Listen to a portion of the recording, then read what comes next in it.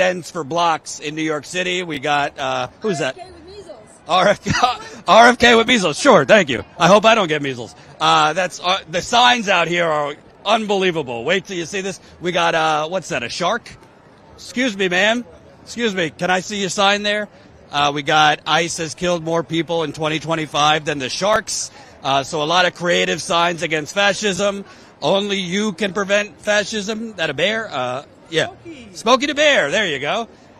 So you get a taste of what's going on. I wish I had this before. I would have put it on. RFK, no measles. All right, let me give you the breakdown here. This is No King's Day protests across the country, actually across the world. There's 2,500 protests scheduled today against Trump, his administration, autocracy, fascism. They're happening in the U.S., across the country, the Virgin Islands, Mexico, Canada, Africa, and Europe. So this is international today. We are in New York City, where this march is expected, I think, to start soon. A special shout out on this No King's Day to my queen, my wife. It's our 5-year wedding anniversary. So if you're watching, love you very much. Thanks for allowing me out today on our 5-year wedding anniversary. So the signs are everywhere. You see, you must unlearn what you have learned. Stand against a real-life imperial tyrant. No deportation without representation. I've been out here for about 15, 20 minutes. You got old, young, white, black, kids are out. I've seen dogs out. So this is a dog right there. This is a great, great representation in New York City. And again, this is going to be all over the country today. We have our reporter, J.T. Seskowski. He's actually in Omaha, Nebraska, to kind of give you, from New York City to a smaller protest in Omaha, Nebraska. So we'll be marching as they start, talking to people, showing you the signs. Please smash the like button. Please share this live stream. As humbly as I can say it, we're the only goddamn independent outlet in America constantly on the ground across the country. We were just on the ground in Chicago for 3 weeks covering Trump's invasion. That's what it is. Invasion in Chicago, where his ICE, Border Patrol were shooting unarmed protesters, shooting U.S. veterans, assaulting U.S. veterans, assaulting U.S. citizens, launching tear gas into residential neighborhoods. We got footage of a baby being tear gassed. So people are out here for a lot of reasons, but basically to oppose what is becoming, they feel, a dictatorship. And before I interview people, I want to remind you, Trump has openly said, I am the president, I can do whatever I want. That is what he has said. Trump just this week said, I didn't run on doing this immigration stuff. Said I ran on going against criminals, but what we're doing, I didn't run on. So he's basically saying, if you're watching MAGA, because I'm sure we'll get some trolls today, he's basically saying he lied to you. Because he said, I ran on going after the worst of the worst, but what we're doing is a little past that.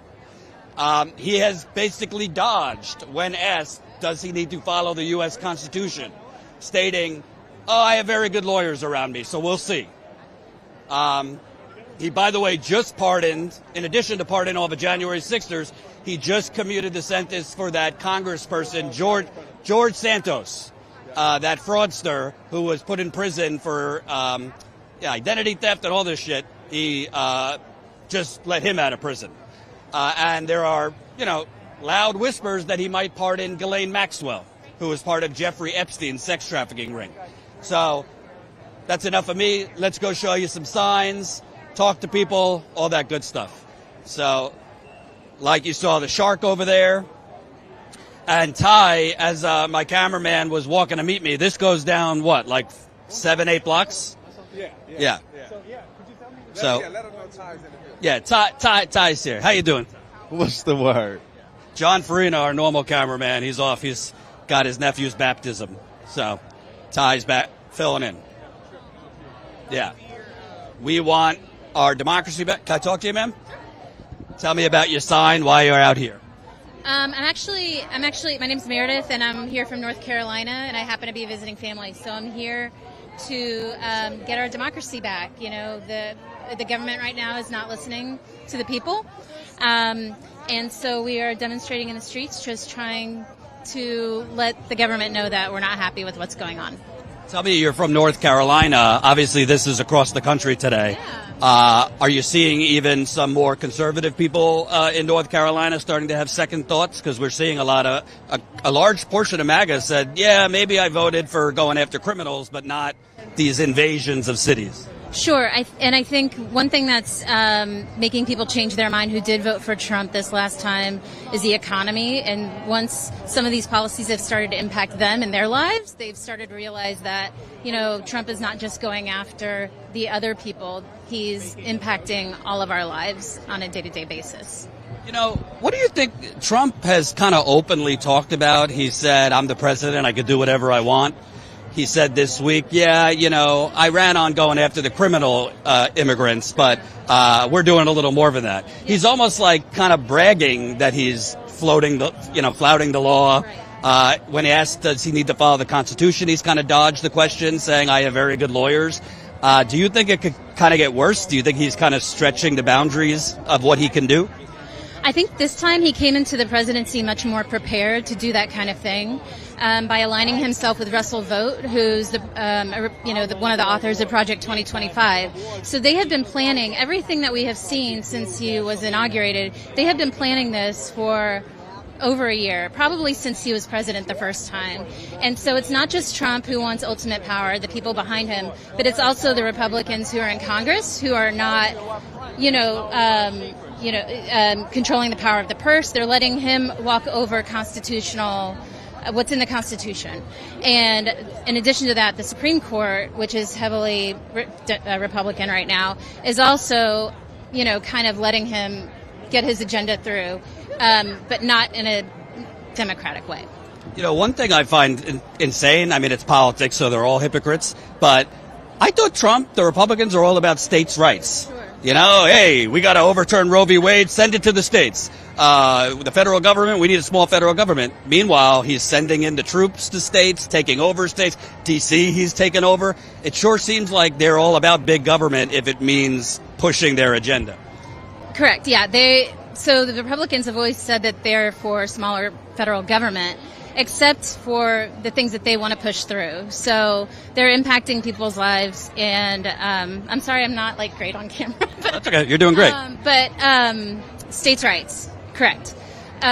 So they're trying, I don't know what to say about that, but I know what you're saying, but I'm getting nervous in front of the camera. That's okay. One more question. You're doing great. You mentioned the economy. Because Trump is trying to kind of create this Call of Duty video game across the country with the ICE and the National Guard. But the economy is kind of like in the toilet.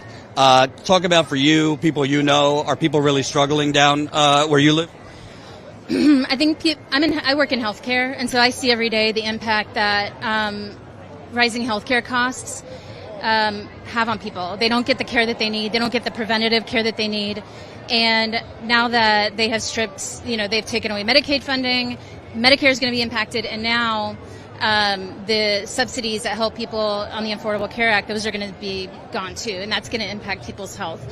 My husband's a business owner, and the tariffs that have gone into effect have wreaked havoc on his business and a lot of other businesses. And I think, I think a lot of people who were for Trump initially, who didn't think his policies were going to impact them, like farmers, are now seeing the destruction of his policies. What's your name? Meredith Gillis. Thank you. And one more time, only Smokey the Bear can prevent fascism. That's the second one we've seen with Smokey the Bear. We want our free speech, economy, science funding, healthcare, due process, and democracy back. I will tell you, normally this would be kind of like front page news. Trump literally said the other day, yeah, we got rid of free speech. He said that. Yeah, we got rid of free speech, but, we'll bring it back here and there. They're also thank you very much. Thank you. We're also establishing free speech zones at protests. So let's not let the Democratic Party off the hook. We've been on the ground in Chicago for the last 3 weeks. It's very expensive, by the way. Support us, statuscoup.com/join. We've been on the ground in Chicago. The governor of Illinois, J.B. Pritzker, who loves to go in front of the camera, say, I'm not going to help Trump. He has his police clearing the road to allow ICE vans in to drop off the people they're abducting. Not just, by the way, immigrants. They're taking U.S. citizens. We have seen that in Illinois. We've seen that in New York City. We've seen that in D.C. We've seen it in Alligator Alcatraz in Florida. We've been down there. They have detained U.S. citizens.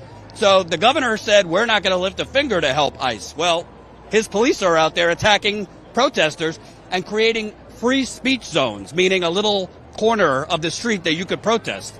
So if the corner of the street is the free speech zone, is the rest of the street fascism? You tell me. Smash that like button, share this live stream. I think the march is starting soon, but we want to talk to more people. When I was walking here, there was walking. Yeah. Just a lot of people. Yeah, a lot of people. Vito the Cheeto. Love it. Oh, by the way, I should tell you, feel free. I should tell you, she mentioned the economy. I just want to get this across because I feel the media is not doing a good enough job. Of course, we're focused on fascism, democracy, but we're kind of in an economic Hunger Games, and the media is kind of just glossing over that. Let me tell you these statistics. Tell me if you've heard this in the media. The bottom 60% of U.S. households don't make enough money to afford a minimal quality of life. There are 1.2 million fewer jobs were created over the last 16 months than what the government claimed. That's under the Biden administration and the Trump administration, both ways. Late rental payments are skyrocketing. Surge of Americans are living in RVs. Beef prices are up 17%. Recent college graduates, Gen Z, you're fucked. Excuse my French. The highest unemployment in America right now is for recent college graduates. A U.S. household now needs to earn $114,000 annually. $114,000 annually to afford a medium-priced home. Foreclosures are up 14% from the same time. I mean, I could keep going. But he wants to tell you, and the Republicans want to tell you, the greatest crisis is not all this. It's not the fact that people are losing their jobs because of AI. Not the fact that they just gutted your Medicaid. Not the fact that they just gutted food programs. Not the fact that they're gutting youth programs. It's brown people. That's what they want to tell you. Brown people are the biggest crisis. So if you're watching MAGA, and I've been across this country, I was on the ground covering Trump 2016. I was on the ground covering Trump 2020, 2024. There's a lot of Republicans out there that are not hateful and just frankly got a little hoodwinked, including my parents. Love you both. They like Trump. But the reality is, are prices down, MAGA?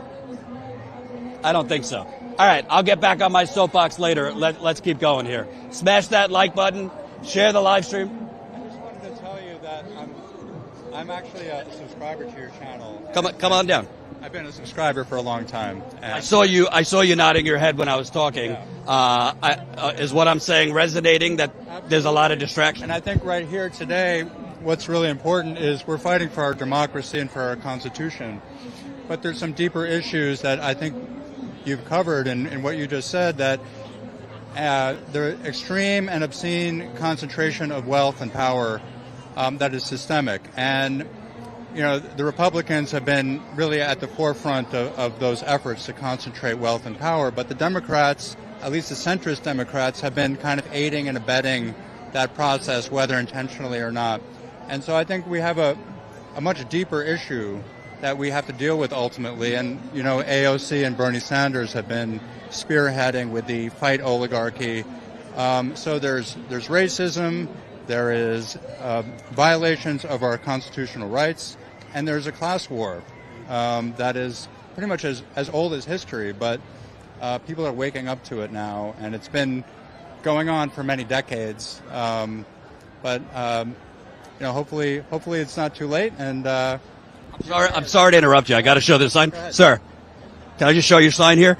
Don't bow down to the Lion King. That is just a beautiful thing. A lot of creative signs out here. Speaking about Trump, so we got Smokey the Bear, the Lion King. Sorry, no. Sorry to interrupt. I just wanted to show the sign. I wanted to know what you think of my T-shirt. Resist autocracy, oligarchy, plutocracy, theocracy, fascism, tyranny. I think it's a beautiful thing. I want to get one. Let me bring something up. You know, I find it, if you look throughout history, some of the most renowned dictators, autocrats, a hallmark of them was corruption and money. Donald Trump, his net worth is up $3 billion in 10 months.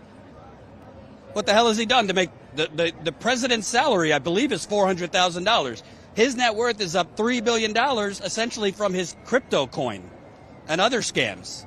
There's a lot of corruption to go around. I don't want you to think there's no corrupt Democrats. There's a lot of them. But Donald Trump makes the corrupt Democrats look like Mother Teresa. He's up $3 billion. He literally had at the White House foreigners for a private dinner in order to whoever paid the most or bought in the most to his crypto coin. There's something very wrong with that. Meanwhile, they're gutting Medicaid. Your thoughts on that? No, Corruption. I completely agree with, and I have to go meet my group. But Go. I wanted to say I really appreciate you, and I really appreciate your channel, and I've been following you for a long time, and you're not quite as visible as I would like you to be.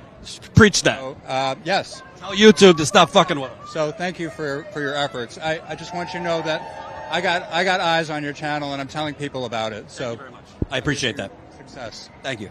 And as humbly as I could say, real quick, there's a lot of outlets out there that claim to be independent. Not so. There's a lot of outlets out there that say they're fighting the good fight, fighting power. They're sitting on their ass in a cubicle. I like some of them.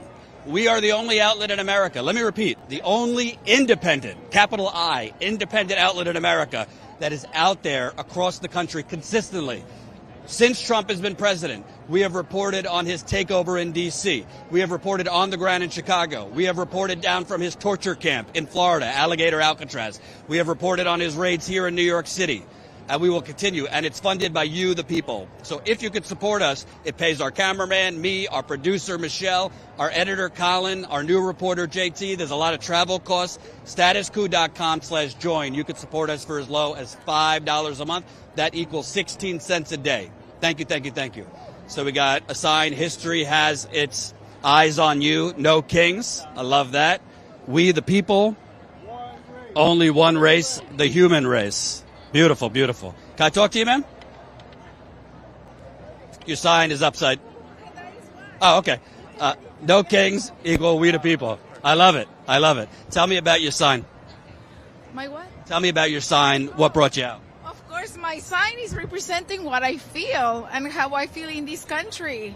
If we let a king take over this country, we are all doomed.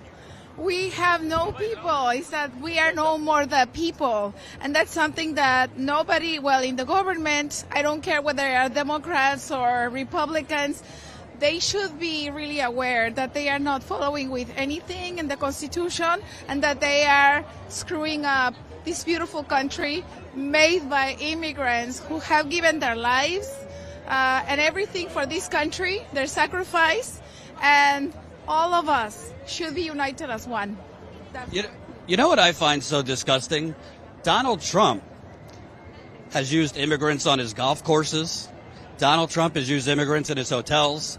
Donald Trump buys most of his, his merchandise, the Trump ties, all this stuff are made in China and elsewhere. His wife is an immigrant. They want you. Do you feel they're trying to distract the masses into thinking the greatest threat is immigrants? I think the greatest threat in this country is Trump and his allies, like everybody else who's working along with him. That's our major threat, really our major threat. It's not us. It's not the people. We are unity. We should represent unity. And this country is basically made of immigrants. No matter what they say, part of this country was taken from Mexico.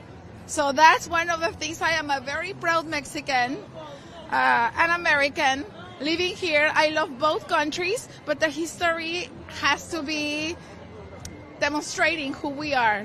Like, we have to go back to take over, not to say, oh, we're going to take back the territory, but at least to represent who we are. That's what I think it's important. What does it say to you? You've seen these horrifying images in Chicago and elsewhere, tear gas in neighborhoods. We just saw footage of an infant baby was tear gassed. They're throwing tear gas into residential neighborhoods. U.S. citizens are afraid to leave their homes if they're brown. What does that say to you that that's happening here? Racism is not over. Actually, it has instilled more of being a racist, more of a division, which is going to create devastation. So we are one as humans, as the human race, and that's something that we should have very clear. Do you feel the opposition, the Democrats, are doing enough to go against Trump? I don't think they are doing anything. Nobody in the government is doing anything against Trump. This has been a historical event. Well, whatever has been brewing up in the government, whether they are Democrats or Republicans, all they are doing is to take care of themselves. And I think that right now, everybody in this country is fed up of saying, this is it. What about us, the people who chose you to represent us? You're not doing anything. And I don't care the political party they come from. None of them are working. And I think this is one of the best things to do for everybody to stand up for what we deserve. We don't deserve this terror. I mean, what happened to the most powerful country in the world? It's crumbling. Is that what they want? This is ridiculous. I'm sorry, and it's painful. It's more than anything, it's painful and inhuman. That's how I feel. You know, speaking as an immigrant, when they say the American dream, I feel like a lot of immigrants don't want to come here right now. Actually, I work with tourists. And nobody wants to come here because they say this is no longer the American dream. It's becoming a nightmare for all of us, not for the people who were here before, the people who were born in America, but for everybody. And if you are a multi-millionaire, you are not going to have a happy life. You're not going to have a retirement. You're not going to have a healthcare plan. You're not having anything. And that's something that we have to stand up for. If we are the greatest country, give healthcare for everybody. Universal healthcare. Why do we have to pay for something? Why do we have to sacrifice our wages for that? Independent people like me, if I don't have a job, I don't live. And this is not fair. Why do we have to pay for the very basic things? Because the rich are the ones who have everything, and Trump and his friends. And the rest of us, it's not Trump world. I mean, he has to be reminded that it's not his little Trump bubble. That's how he lives, and everybody here is fed up with his bubble and his stupidity. I think he's the most stupid. His hair plugs might be too tight. They might be affecting his brain. Well, everything in his brain is already affected in every sense. What's your name? Lourdes Reyes. Thank you very much. Appreciate it. 3 generations of immigrants. Wow, look at this. We got a family of 3 generations of immigrants. Expect accountability. The sign for the young one here, I did my homework. Did Trump? No, he did not. And the wonderful, is that a cheetah? Tommy the Tiger. Sorry, I can't. Tony the Tiger. Tony the Tiger. No, it's not Tony the Tiger. I'm Calvin. Oh, you're Calvin. Okay. And who are you? Hobbs.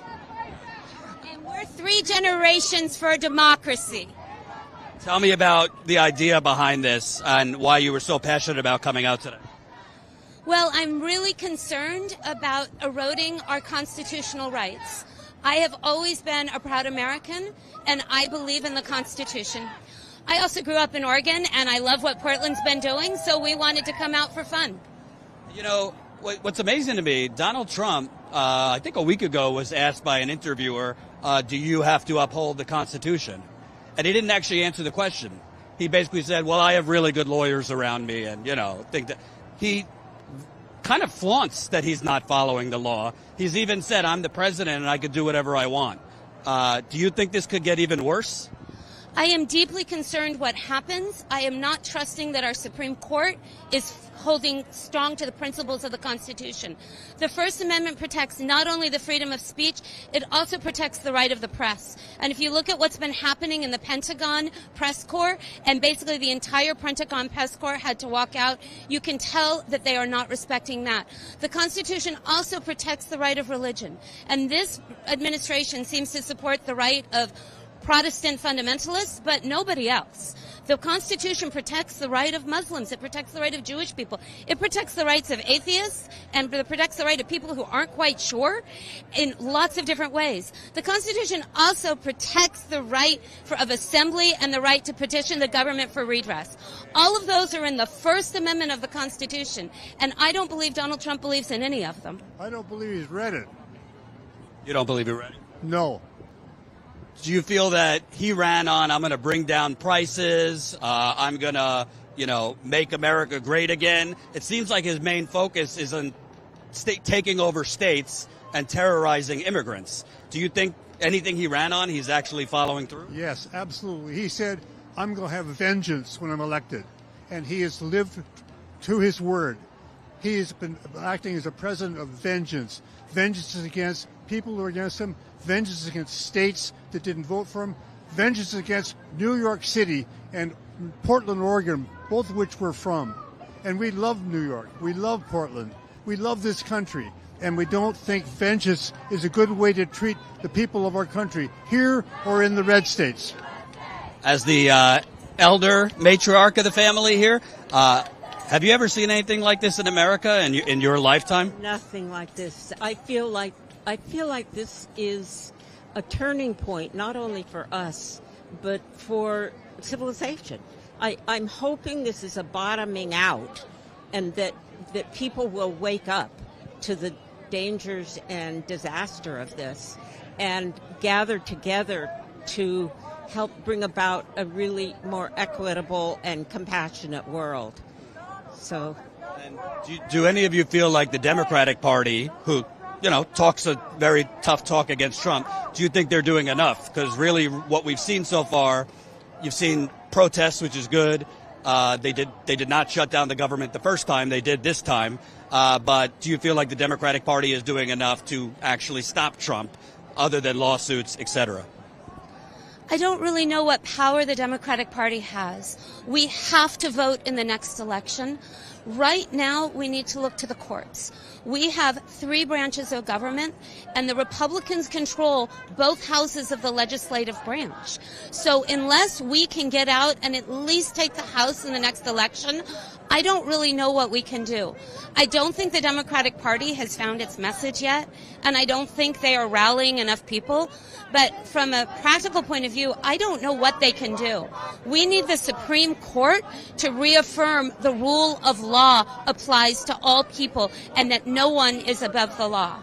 My last question, not to get you emotional, but your kid is here. Are you worried about his generation? Because we're literally seeing kids rounded up in cities across. So even they have wrongly detained U.S. citizens. We're seeing kids out of college can't find jobs because of artificial intelligence, etc. But more importantly, the divide in America is getting worse and worse, and kind of this autocratic, fascistic messaging. Are you worried about his generation? I'm deeply worried, and I feel like if we continue on the path we're on now, 8 people will own all the wealth in this country. Right now, I think the richest 5 people own more wealth than the bottom half, and I believe AI is going to accelerate the divide between the rich and the poor even more than it already has. Can I respond to your question? I just want to say, U.S. billionaires reached a record-breaking $7.6 trillion in wealth as of last month. $7.6 trillion. Thinking about this guy, it breaks my heart that when Ann and I were growing up, there was such optimism in the country. I don't think he's going to have that optimism. It breaks my heart. What's your name? Eric. Alyssa? Anna. Calvin? Yes. Thank you. I appreciate it. Thank you. Absolutely. All right. That was, so you're seeing everything. You're seeing, people with funny signs, funny costumes, and even tears. And you're seeing young, obviously, but also older people. We're going to start marching, but I just want to point out, I want to keep it real. One-off days of protest ain't going to do it. Kudos to the No Kings people who are organizing this stuff. In June, they had 5 million people across the country. I'm sure this is going to have millions of people, not only across the country, but across the world. But I'm not going to lie to you. One-off days of protest is not going to stop a fascist and his enablers. Going to need a lot more than that. To be clear, I'm not talking about violence. I do not condone that. But the only way power listens is when you withhold your labor and your wallet. Look what they're doing in France. They tried to raise the retirement age by 2 years. The people in Paris damn near stormed the Bastille. They go on strike in other countries. Italy just went on strike for Gaza. I know it's tougher here because we don't have a real social safety net. But people need to start thinking and organizing, how do we actually threaten power peacefully by withholding our labor, withholding our rent, and boycotting certain big corporations that are buying off the politicians. I'm not saying I have all the answers, but I've covered a lot of protests in America over the last decade or so. The powers that be will let you protest. If you get a little too loud, they'll crack your skull with their police force or ICE or Border Patrol. They cannot come to all your homes and make you use the credit card. They cannot come to all your homes and well, maybe soon they can, but right now they can't. They cannot make you use Amazon. They cannot make you use corporate banking, et cetera, et cetera. So I just want people to think about that. It might not be the popular message on No King's Day, and protest is good. But the bottom line is we need to start threatening them with our wallets. That's what is going. Because Donald Trump, believe it or not, is not actually running the country. The donors run the country. The donors who buy off the Republicans and the donors who buy off the Democrats. So when you hurt the donors, therefore they call their employees the president. The president is an employee of the donors, the Republican presidents and the Democratic presidents. If you don't like it, that's the truth. We live in the United Corporations of America. It's not the government running things. It's the corporations. With that, let's follow the crowd here. They're starting to walk. That's our producer, by the way, if you haven't met. So they're chanting, this is what democracy looks like.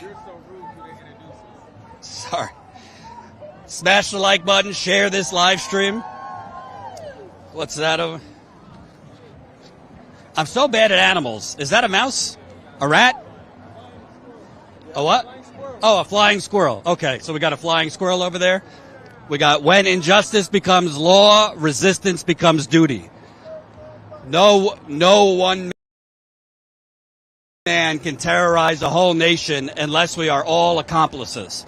And by the way, if you live under a rock, where we are right now is the infamous Times Square where the ball drops, all that.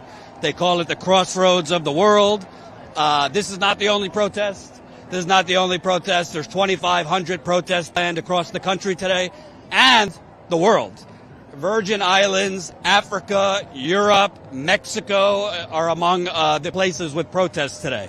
But we're kind of in, ground zero, as you say, of U.S. capitalism, among other things. All right.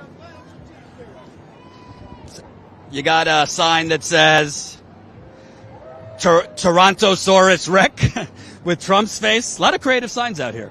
And by the way, this is not easy to organize. The groups that organize this, I believe Indivisible is one of them, among many others. To organize this level of protest across the country takes months. So kudos to them. Families belong together. Uphold the Constitution. No kings. No tyrants. American flags. In America.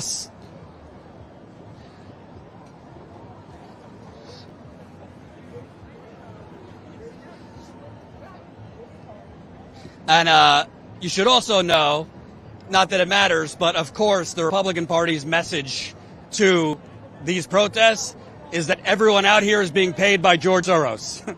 Everyone out here is being paid by George Soros. Yes. I wonder what they're going to do once. What are you doing? Hey, don't put your stuff in front of our camera. We're live.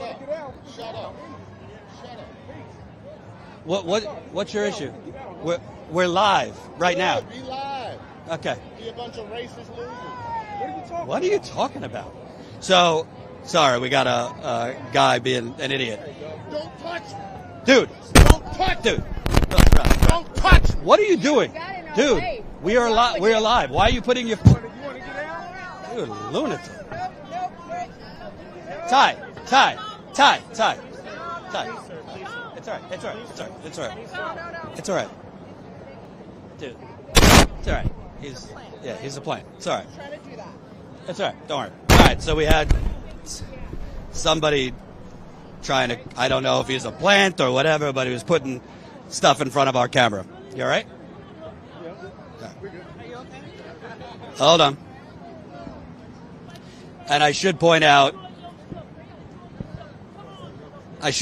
not that we kind of know what that was about. For all I know, is somebody with a mental health issue. But they're around the country today. Certain governors have said that they're going to have their state National Guard, quote, standing by. Why, we don't know, but, you know, they're trying to make it sound like these are, yeah, there's weird people putting signs in front of us. That there's certain governors. Yeah. Let's keep going. So there's, I believe, based on what I'm seeing, there might be some kind of, I guess, plants or provocateurs out there to try and, like, screw with media, screw with live feeds. We've had 2 people within the last couple minutes put their flags in front of our camera. It's funny because the Republicans are trying to say that the people out here are being paid, but it sure seems like there's some provocateurs out here for reasons we don't know. But we'll try to stay live. Hopefully nobody else messes with us. But what I was saying before we were rudely interrupted was you have Republicans pushing this ridiculous message that all of these people out here are like Antifa, whatever that means. It's not an actual group. Antifa means anti-fascist. It's an ideology. You also have Republicans pushing the message out here that everyone out here is pro-Hamas, which is also kind of just ridiculous on its face. And they're calling this a hate rally, even though what I see is mostly kind of liberals, nice grandmas, grandpas, kids. I've seen dogs. So their message is basically to put out stupidity. This is a very, very loving crowd from what I can see. And you're going to see that across the country. And we've also seen that in Chicago. We were on the ground in Chicago for 3 weeks. We were covering the ICE raids. We were covering the protests outside the Broadview Detention Center, where you saw ICE, Border Patrol assaulting unarmed protesters. You saw ICE and Border Patrol shooting from sniper positions on top of the detention center, unarmed protesters. You saw ICE and Border Patrol unleashing stun grenades, flashbangs at the press. You saw them shooting rubber bullets, which I think the media puts out rubber bullets as if it's no big deal. You get shot with a rubber bullet point blank, you could die. It's not a less lethal round. If you get shot very close range with a rubber bullet, you could get seriously injured or die. And they are shooting rubber bullets at unarmed protesters and the press. And after a judge ruled that ICE and Border Patrol had to stop shooting at journalists, protesters, stop releasing tear gas, they just violated the ruling and kept doing it anyway. And the judge, instead of putting people from ICE and Border Patrol in jail, said she was concerned. So I say all this to tell you there is a lot of violence and intimidation going on from the Trump administration.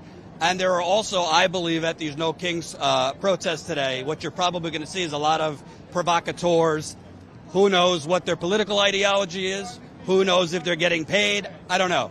But trying to cause disruption, trying to stoke violence so that the right could then spin a message that it's the protesters being violent. We've seen that over and over. We've seen that at Black Lives Matter protests. You've had kind of these right-wing moles, right-wing provocateurs creating the violence and then trying to pin it on the protesters. I saw that at Standing Rock when I covered the Standing Rock protests a decade ago in North Dakota. And we've seen that throughout protests, frankly, in American history. We even saw that back in the 60s. So, you know, we'll do our best, but we're going to keep talking to people. And I am very, very proud of my cameraman, Ty, for not getting in a fist fight, because that guy deserved it. All right, let's keep going. So as you could see, The protesters are, it's tough to march in Times Square because you have a lot of stuff in our way. Long Islanders against fascism. I am from Long Island originally, so wonderful to see you. Oh, you're from here, Brooklyn? Can I ask you about your sign? What brought you out today? Well, what brought me out here? I don't like what's happening to our country. It's turning into a fascist dictatorship, and I'm not going to stand for it. I've got my two sons with me somewhere back here, and we made our signs last night. Well, okay, I made them for them, but I made them also.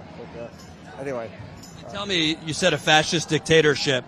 Do you feel like Donald Trump essentially wants to, a lot of people are worried he's going to try to cancel elections, things like that? You think he's trying to go even further? Absolutely, they're doing it, and they're doing it without even Congress stopping them or doing anything. So it's a scary situation. Next year there might be midterms, there might not.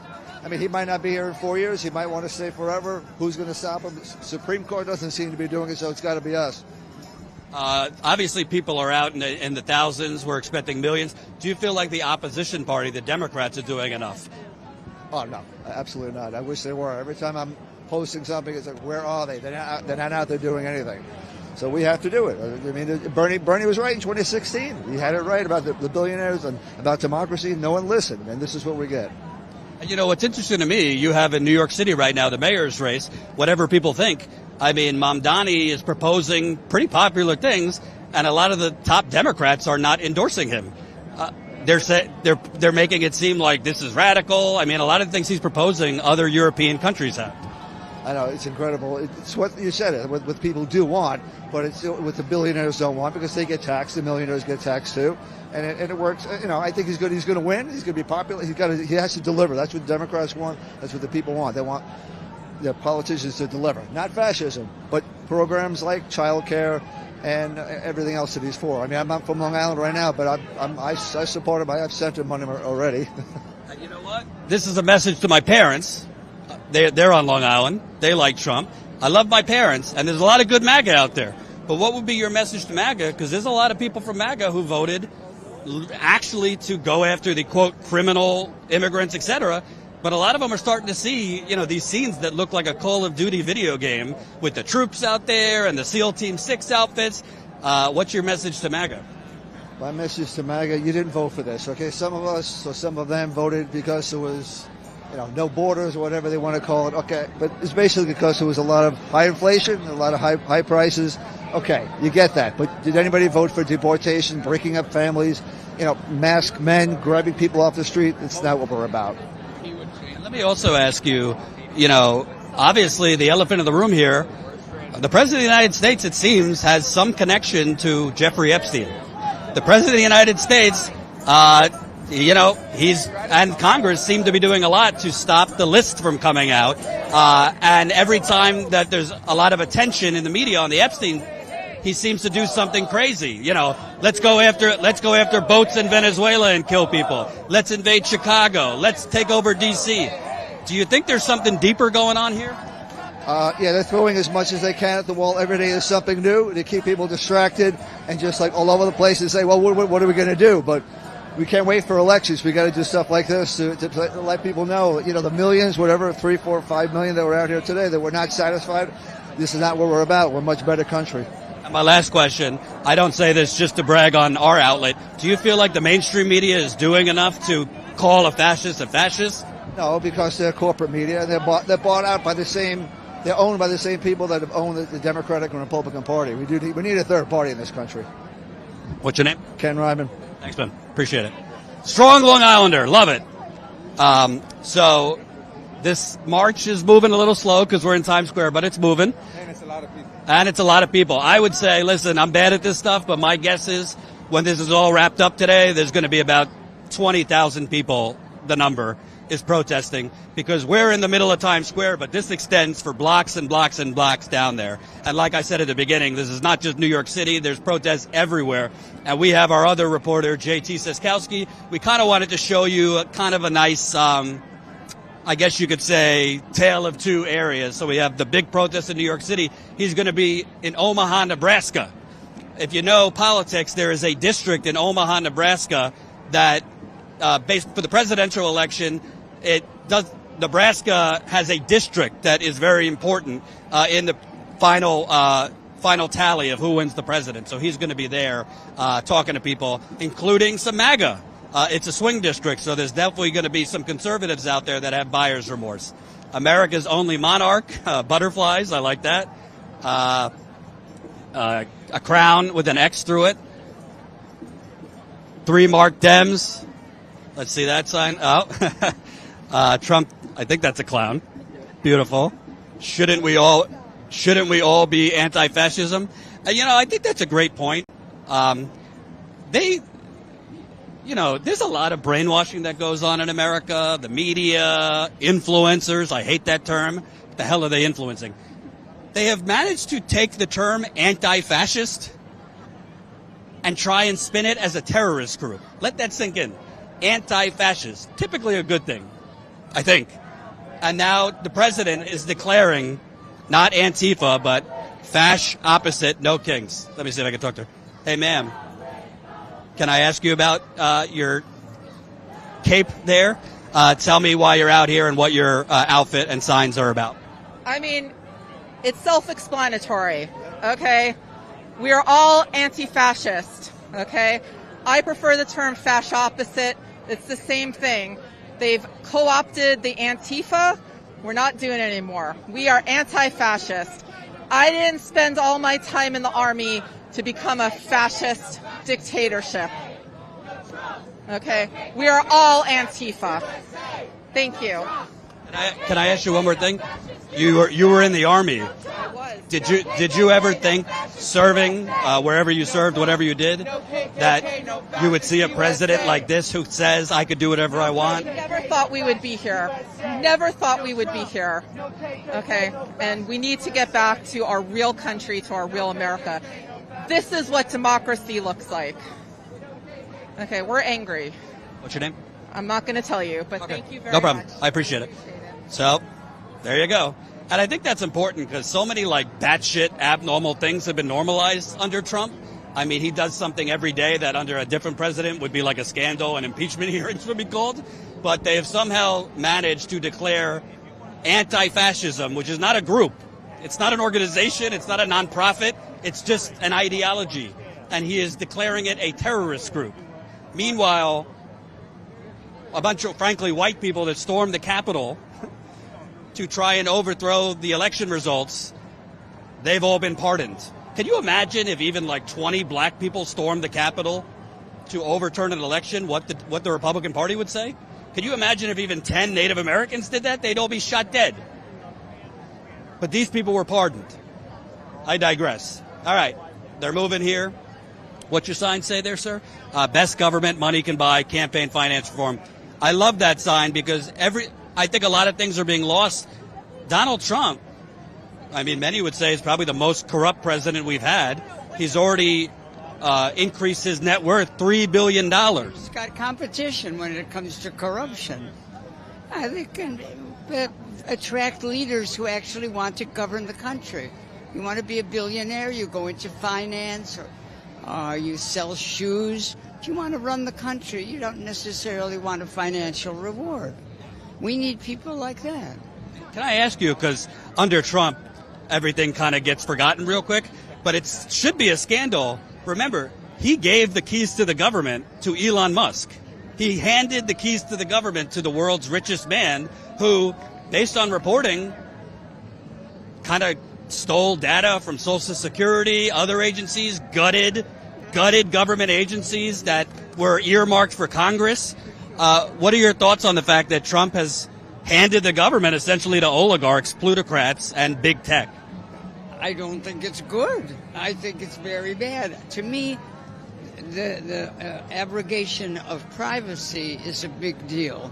But an even bigger deal is the dissolution of a real federal agency that's responsible for what happens. It's the irresponsible delegation of power that I think is the worst part of it. That's where we're going to suffer the most. I'm not really concerned if Donald Trump knows what toothpaste I use or what doctors I see. I really don't care. I care that he knows enough about the world to sway public opinion enough to change facts about the government. And that's what's happening. You know, speaking of campaign finance reform, all that, I mean, the bottom line is both parties are taking a shit ton of money from corporations, special interests. It's always a race to how much money can be raised for presidential elections, Congress, Senate. And we basically we have a Supreme Court that instituted Citizens United, which allows basically oligarchs to buy the country, buy elections. I mean, you kind of get lip service. You kind of get lip service from the other side that we need to stop money in politics, but they keep taking money from big tech, big oil, big banks, etc. Can you kind of talk to me about the other side here? As far as I can tell, the worst thing is that the congressmen and the senators and many people in the ranks, higher ranks and lower ranks, they all are after money. And as I understand it, maybe this is apocryphal, but if someone runs for an office and has a campaign fund and doesn't spend all his money, he or she can use that money to send the kids to college. And there ought to be a better system than that. We're an advanced economy, and we have advanced social thinkers who can figure out a better way to handle our governance. I mean, I'm a firm believer that the government derives its legitimacy from the assent of the people governed. They have to cooperate and agree. That's not happening. And it's not happening with the governed either. The ones who are governing don't seem to listen very much. And why not? Because they're listening to other voices. Money speaks, but it doesn't have to speak so loudly. Thank you, sir. I appreciate it. Can I talk to you? Can I talk to you? I saw your Zoran sign, so I wanted to. So we got a Zoran supporter out here. We should remind you we're in New York City, so there's a big mayor's race going on. There was a debate the other day between Zoran Mamdani, Andrew Cuomo, and Curtis Sliwa. Ironically, Curtis Sliwa somehow came off more sensible than Andrew Cuomo, but that's another story. I wanted to bring up Zoran in all this because I think a big thing happening here. Trump is distracting from the fact that economically, so many people are suffering around this country. Healthcare, groceries. He ran on lowering prices. Prices have stayed the same or gone up. Can you talk about why you're supporting Zoran and also the fact that the president seems to be distracting from the economy sinking? Because Zoran is addressing issues of affordability, and that's what most people are dealing with in this country, is a lack of affordability. Doesn't matter what political party you are, what part of the country you're living in. Everybody's suffering on one level or another except for the billionaires and multimillionaires. And Zoran's campaigning for us, for the people, to address affordability issues. New York has gotten to be a ridiculously expensive city to live in. It's unaffordable for many people, and he's addressing those issues. You know something that really angers me? You have all these people on cable news, in the media, politicians saying, well, how are you going to pay for free buses? How are you going to pay for cheaper groceries? I don't hear anyone saying, how is Trump paying to send Argentina $40 billion for a bailout? How is Trump spending? We're spending like $250 billion or something on ICE. It's more than other countries' military. They seem to only care about how you're going to pay for things if it helps working people. Exactly. You're right. I answered your question? You answered the question. Yeah. Lastly, can you kind of talk about the broader progressive movement here? Obviously, Zoran, a lot of people think he's a master communicator. He's not taking the bait. You know, they're trying to brand him as anti-Israel, pro-Hamas, all this stuff. If Zoran is successful, what's the lesson learned for the progressive movement, other progressive candidates? That they need to learn how to campaign like he does. They need to learn how to communicate like he does. He has 80,000 people door knocking in this city. He's given people a reason to go out and vote. He's energized a whole generation of people in this city to go out and vote that probably wouldn't be voting. And the Democratic Party needs to pay attention to that. We need a generational change in leadership in the Democratic, and not just the Democratic, the whole country needs a generational change, and they need to learn it from Zoran's campaign. Do you have a message for Hakeem Jeffries, the House leader of the Democrats, who seems allergic to endorsing the Democratic nominee, Zoran? Yeah, if Jeffries and Schumer can't get behind Zoran and support their own party's candidate that won the primary, they need to step aside and resign and let other people and younger people take the leadership positions in the Democratic Party that will support the agenda that the people in this city voted for. What's your name? Jeff. Thanks, Jeff. Appreciate it. Status Coup on YouTube. We're an independent outlet. Absolutely. So, yes, he said good questions, by the way. I want to point out, Democratic Party better be careful what they wish for. Because if they don't get on board with Zoran right now, and he loses, I think he's going to win. But you never know with the fuckery that goes on in politics. If he loses, don't come crying in 2028, the Democratic Party. Do not cry and bitch and moan and tell people unite if a corporate Democrat wins. If the progressives tell you go fuck yourself, we're not uniting with you because you didn't support Zoran Mamdani. You cannot say, well, yeah, maybe I'll endorse it, maybe I won't, and then tell progressives to unify with a corporate Democrat candidate. It's either unify across the board or not. I digress. Reminder, smash that like button, share this live. You know how many people are watching, Michelle? I don't. I hope there's a lot of people watching, but please smash the like button, share this live stream. Super chats are welcome. We really could use help. To be clear, if you're new to Status Coup, we are one of the few, no kings, we are one of the few actually independent outlets in the United Corporations of America, reporting on the ground, in the trenches, covering what the corporate media covers up. Let me say that one more time so you can see the bags under my eyes. I haven't slept in 2 months because my 5-month-old son will not sleep. That's another story. Love him, though. We are the only independent outlet in America, in the United Corporations of America, covering what the corporate media covers up. We are not out here just for big protests. We covered over 200, let me repeat, over 200 anti-genocide ceasefire protests. We have been in New York City covering the ICE raids and terror. We have been in D.C. covering Trump's takeover of Washington, D.C. We have been in Chicago for the last 3 weeks. 3 weeks. Not cheap to be on the ground for 3 weeks. Covering, I don't know what you call it other than an invasion. Trump's invasion of Chicago. They're brutalizing unarmed protesters. They're shooting tear gas. A newborn baby was tear gassed the other day. Check it on our channel under the videos tab. They literally have ICE and Border Patrol looking like they're in a game of Call of Duty. They're shooting in snipers' positions at unarmed protesters. We have also gone to Florida to cover Trump's torture camp known as Alligator Alcatraz, where they are taking prisoners handcuffed and putting them outside in the heat for hours with no water. They are abducting not just immigrants, but U.S. citizens across the country, and we have covered it across the country. We also covered the L.A. ICE raids. Look at the cute doggy. We also covered the L.A. ICE raids, where our reporter Tina Desiree Berg got shot by rubber bullets. And let me tell you, you get shot by a rubber bullet, you think, oh, it's rubber, no big deal. If you get shot by a rubber bullet at point-blank range, you could get seriously hurt or die. All of this costs a lot of money. And I will not beg Wall Street. I will not beg the Big Pharma. I will not beg the fossil fuckers. I will not beg Big Ag. I will not beg Big Tech. But I will beg you, the people. Support us. StatusCoup.com/join for as low as $5 a month. Unless you're depending on CNN to tell you the truth. You're going to be waiting a long time. Unless you're depending on MSNBC to tell you the truth. Sorry. And I know there's a lot, media these days, it's very sick. Everybody's got a red hat or a blue hat. Everybody's Team Dem, Team Republican. I'm here to tell you, the only team in this country, the only color that matters is green. They're all corrupt. The Republicans are, right now, frankly, fascist. But the Democrats, in my opinion, enabled this insanity by offering neoliberal crumbs for 40 years.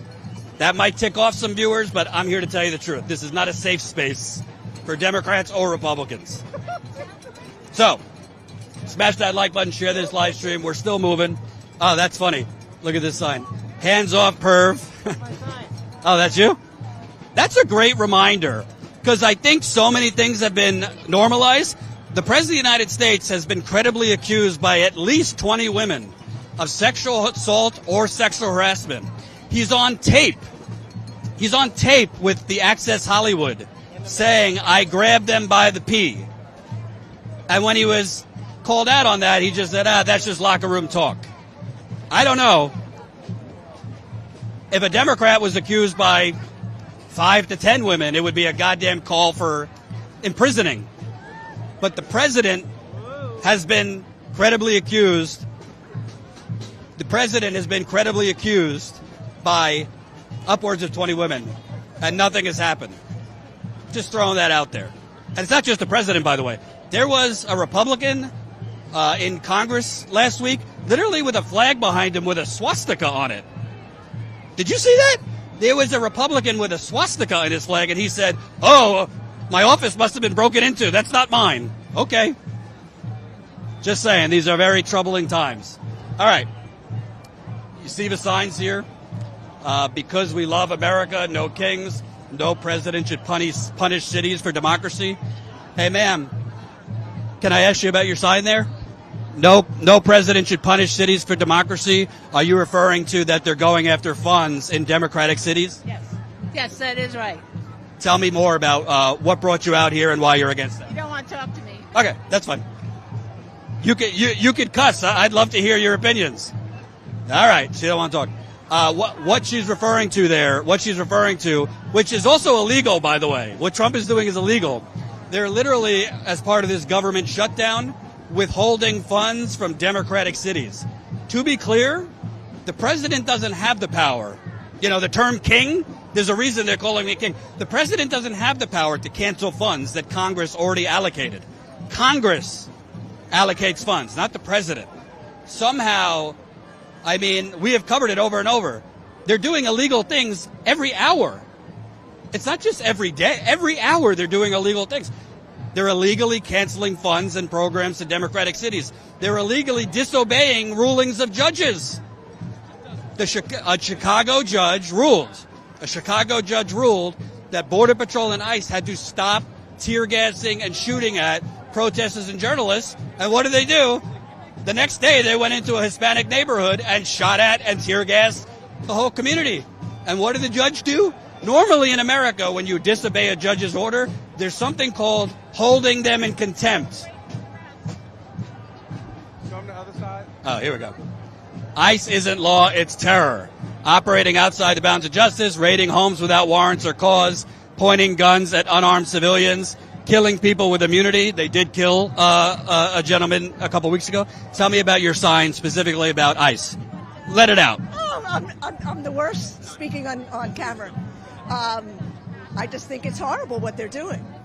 It's against the law. They think they're above the law and they can do anything they want. They're just bullies. Speaking of above the law, President Trump a few weeks ago said, "I'm the president. I could do whatever I want." He literally said that. Do you feel like what we're seeing and this illegality could even get worse? Absolutely. It seems like he owns a lot of people and they'll do whatever they want. Okay. Keep going. Now you could now go to them. Thank you. What's her name? I forget. Okay. Can I chat with you? Can I chat with you? No? Okay. All right. Oh, this is not normal. Gag is watching. So I think this sign says it all. Can I talk to you, ma'am? Yes. Tell me about the sign. What brought you out here? Well, we're here to fight fascism, and we want to go back to having a real country with real people who are not a bunch of sociopathic fascists who are trying to take away our rights. We're here to just express ourselves and say we want democracy. You mentioned sociopaths. You know what troubles me? The president has this guy next to him all the time, Stephen Miller. Oh, yeah. People have compared him to Joseph Goebbels. It's a fair comparison, I would say. Tell me about the sociopath term. Do you feel like Trump and the people around him are sociopaths? Absolutely. I mean, anybody who thinks it's okay to put little children, separate them from their parents, handcuff them half naked, just treat people like beasts, that's not normal. That is fascism. That's being a sociopath. It's cruel. It's sick. And we can't stand for that. Enough of this stuff. And another thing that really troubles me, because you have the swastika here, I mean, dictators, autocrats, fascists, they cancel elections. Oh, yeah, and that's what they're going to do. There's no bottom. There is nothing that they will not do, and it comes down to we, the people. We are the ones that are going to stop this. We have to vote. We have to do everything possible, and don't give in and just stay courageous, because there is no reason for the majority of people to put up with this idiot, cruel, sick way of living. We want to have life. We want to have light. We don't want to have death and destruction. Who does this help? A few billionaires. Well, they can go to hell. Right, and may I add, Trump is a tool. He is a tool for Thiel and for Putin, and that is really the sad part of this, is that the American people deserve better. And we will fight for our rights. We're not giving up. No way. And if you look at the crowd here, there are hundreds of thousands of beautiful people. Look at the artistry, the creativity, the beauty. That's what life is about. It's not about putting children in cages and ripping them from their mothers and throwing their hardworking parents in jail. That's just sociopathic, sick garbage. And don't forget about the environment. How he's destroying the environment so that the billionaires can make more money. I just want to read something to you real quick and get your thoughts, because I think this is being lost and the media is not talking about it. Right now, the bottom 60% of U.S. households don't make enough money to afford a minimal quality of life. Late rental payments are skyrocketing. There's a surge of Americans living in RVs. U.S. homelessness hit a record high. I could keep going. As we were driving here, right here in New York, there was an entire family living on the street as we're driving. Now, this is not human, and to have so many trillionaires just getting more and more of everything, there is absolutely no need for the earth to be in this condition. And it's these few people. They have to be stopped, and we're in the majority, and we will stop them. What's your... This new bill, I mean, what they want to open the government with, if they end up signing it, it's only going to get worse for that bottom 60%, because health care is going to skyrocket. People are going to lose their health care. All the prices are going to go up. What's your message to MAGA? Because a lot of them are having their health care gutted. A lot of them, their grocery prices. I mean, hopefully they'll realize that they were wrong, and will realize they were on the wrong side of history. Last question. Do you feel like the Democratic Party is doing enough to stop this? I think the Democratic Party could do more, and I would like the leadership to be stronger. There are some people that are really doing the best. The more we push, the more they will do, and I would like to see even more people coming out, average people. It's happening now. I'd like to see it even more, and then we will be able to, get to that breaking point where we can get these monsters out of office. What's your name? Karen Guanchone. Thank you so much. Appreciate it. That's... So I want to remind you about something. Hey, you know what? I'm not even going to be humble. I'm going to brag for a second. There are other media outlets out here. You know where they are? In a press area. They're not actually in the crowd. What's that about? Why the fuck would you come to cover this and hang out in a press area so you could get footage? I don't see any other media actually talking to the people. That's why it's so important to be on the ground. We're not on the ground because it makes us a lot of money. Let me tell you something. We could make a lot more money sitting on our ass doing clickbait bullshit. We could make a lot more money just sitting from home doing hot takes on YouTube. It is not as profitable to be out here with the people. It costs a lot of money for a cameraman, a producer, me, our editor, travel costs, because we're all over the country. But why we do this is so we could get the voice of women like her on camera, because you're not going to see her voice on CNN. You're not going to see her. You'll see overpaid blowhards, gas bags on CNN, MSNBC, Fox News, CBS, ABC. You're not going to get the voice of the American people. You're not going to get the voice of immigrants. The only times these channels have real people is when they do focus groups, and it's all scripted bullshit. or town halls where they screen the questions. I've never done a pre-interview in my life. This is all organic. So that's why we're on the ground. We're trying to give the microphone back to the people because we've had corporations hijack the media in this country for 40 years. The days of Walter Cronkite are over, folks. We have had Do you know that 6 multi-billion-dollar corporations own all of the media in this country? And now all the social media platforms are being hijacked by fucking sociopaths like Elon Musk. You go on Twitter lately? It's like 4chan. It's a right-wing cesspool. Mark Zuckerberg was standing behind Trump cradling his balls at the inauguration. We have big tech outlets competing for who can suck off Trump more. I'm sorry to be crass, but that's what's going on. And the media won't tell you this because they're neutral. Well, I'm sorry. I don't think you should be neutral to fascism. I really don't think that's journalism. I just think that's stenography. So I'm here to tell you, because there's a lot of media out there that they put on the red hat and they're Republican and they're MAGA, and there's a lot of media that put on the blue hat and pretend that the Democratic Party is some wonderful opposition force. I'm here to tell you, there's only one party in America, the Green Party, not Jill Stein's party, the money party. The only color that matters is green. They're all corrupt. It's just that the Republicans are fascist and corrupt, and the Democrats are more just corporate whores. If you don't like that message, okay. But I'm here to just tell you the truth. So support us if you can, statuscoup.com/join. And I want to also make a point, because there's a lot of people out here protesting that might not know because the media hasn't told you so. You know that Flint, Michigan still doesn't have clean water 11 years later? You know that Flint, Michigan does not have clean water 11 years later because this government basically is creating more and more corporate sacrifice zones where people get poisoned? It's not just Flint. East Palestine, Ohio, Conyers, Georgia, Jackson, Mississippi, East Chicago, Indiana. We've covered a lot of them. Where is the media covering that water in America is contaminated with lead, arsenic, PFAS, chromium? Where is the media? Where is the media that we have Native Americans being detained by ICE? Native Americans are more American than you or I, and they have been detained by ICE.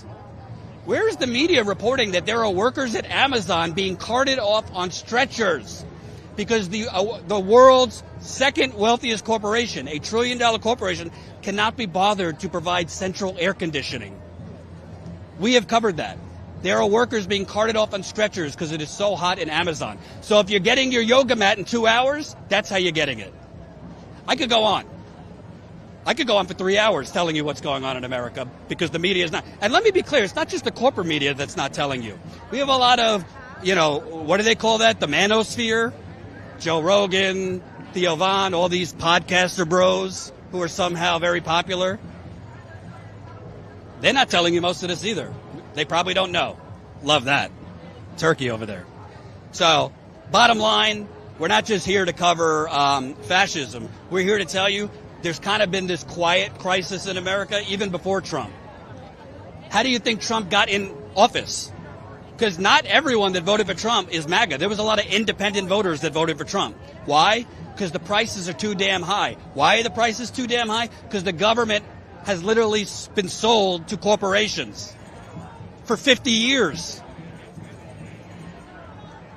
Sorry to get on my soapbox, but you get the point. StatusCoup.com/join. If you want more on-the-ground reporting, hearing from the people, you could support us for as low as $5 a month. I'm not good at math, but I did the math on this. $5 a month equals 16 cents a day.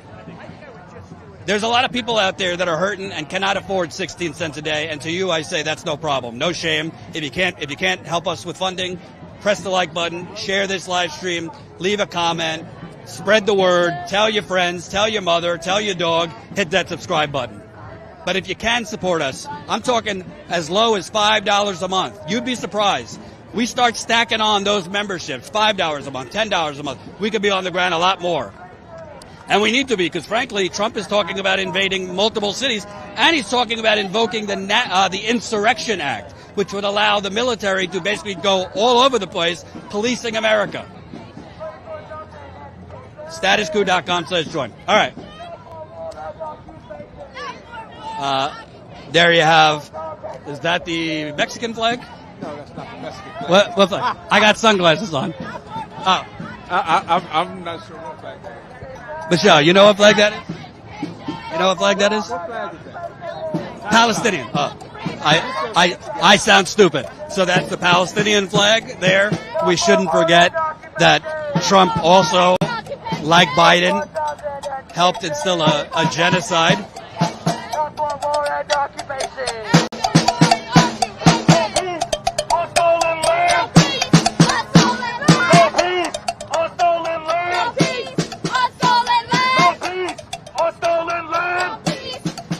I should tell you we have about 5,000 people watching live. Over 5,000 people watching live. So smash that like button. Share this live stream. To remind you, we're in New York City in Times Square. There are 2,500 protests happening all over the country and the world. There are protests today in the Virgin Islands. There are protests today in Mexico, in Canada, in Africa, and in Europe. Under no kings. And you know what I think, Ty? You know what would be a beautiful thing? Just imagine. You got probably a couple million people are going to be out today in America.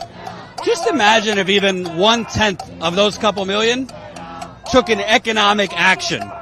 Just imagine if even 1/10, even a quarter of the people out protesting today organized to economically boycott fascism and capitalism.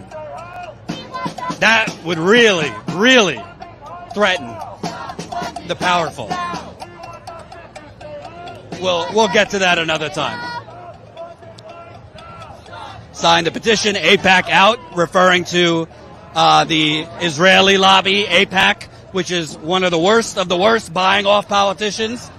AIPAC has put millions and millions and millions of dollars into Republican politicians, Democratic politicians, to basically stand by as the genocide occurs in Israel. Okay, in Gaza, excuse me. Make America broke again, referring to Trump. He's doing his best. I think the devil's up there. Is that the devil's costume? Yes. I want to go to hell. So we got the devil over there on a street corner.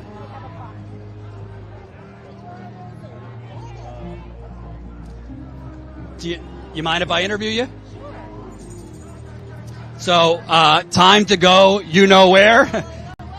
We got Trump's head, the dollar sign, and of course the devil's head. Tell me about what made you the devil today. So listen, I'm very equal opportunity. I sort of protest against the billionaire class, whether it's Democrat or Republican. So I think that's important. But in this case, I mean, I think, all Americans and everybody around the world, they want Trump to really release the Epstein files. The United States has the largest child sex trafficking operation in the world. So he needs to actually come clean and do that. But besides that, it's like our politicians are in bed with billionaires.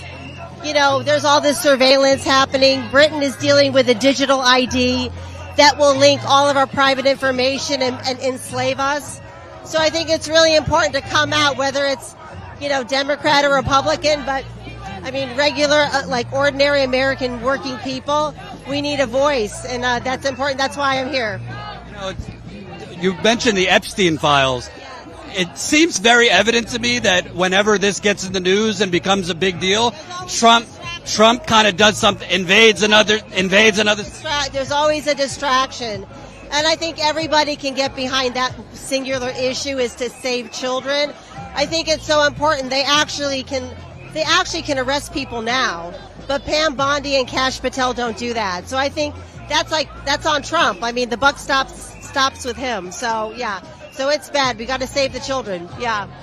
Trump, speaking of hell, Trump joked the other day that I don't know if I'm going to heaven. He has talked. He's going to hell. Trump, you're going to hell. Repent. Listen, he is in such a position to do really amazing things for people, and he doesn't. And I don't know what that's like. What is that like to be owned by billionaires? I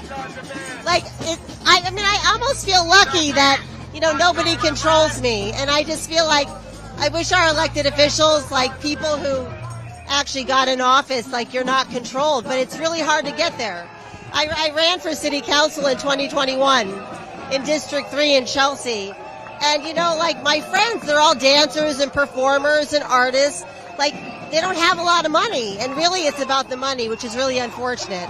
Speaking of the money, I keep telling my MAGA parents, who I love, Trump's net worth has gone up $3 billion since he's been president because of his crypto scam. They're giving $40 billion to Argentina. I mean, there's so many corrupt things happening. He handed the government to Elon Musk after Elon Musk gave him $300 billion. Have you ever seen this level of corruption? I mean, I think there's a lot of corruption, honestly, on both sides. Absolutely. You know, both sides of the aisle. But, I mean, I just think that we need another political party. I think 60% of Americans are now independent. So I think, you know, regular people are really looking for another alternative.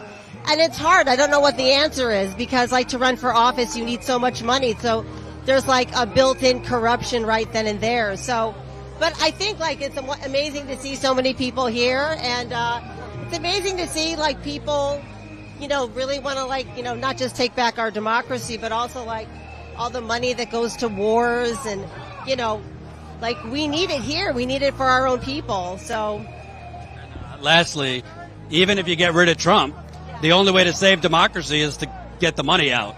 Is that not true? Yeah, but also I think it's really interesting is I think we're also really, really propagandized by both sides of the aisle. So what I try to do is I try to listen to more independent reporters. There's a reporter named Whitney Webb. She has this book called One Nation Under Blackmail. And it's really interesting about how all our politicians are really blackmailed. And that's how it's really done. So there's a really sinister sort of evil world, the underbelly of politics that, I go down the rabbit hole all the time, so I read about it. And, I don't know what to do. Sometimes I just pray. I pray to a higher power to save humanity. What's your name? Marnie Halassa. I actually have a little protest organization called Revolution is Sexy. Sometimes I have people with me, so we protest, and we're dancers and figure skaters, and we're just trying to make the world a better place. Thank you so much. Appreciate it. You got a lot of characters. Got a lot of characters out in New York City. And she ran for city council, so maybe if she runs again as the devil, she might win. All right, so we're still moving here. You see No Kings balloons. By the way, if you're not familiar with New York City, I mean, this is like ground zero for New York City. They call this area the crossroads of the world. This is where they do the New Year's Eve ball drop. It's also, in my opinion, the dome of capitalism, which is not such a great thing. But I can't see that far down, but I'm going to guess there's probably, when it's all said and done, probably 10 to 20,000 people protesting here in New York City. So, Status Coup, we're on YouTube. Check us out. Absolutely. So, let me take a you want some water? No, I just want to adjust. Okay. All right.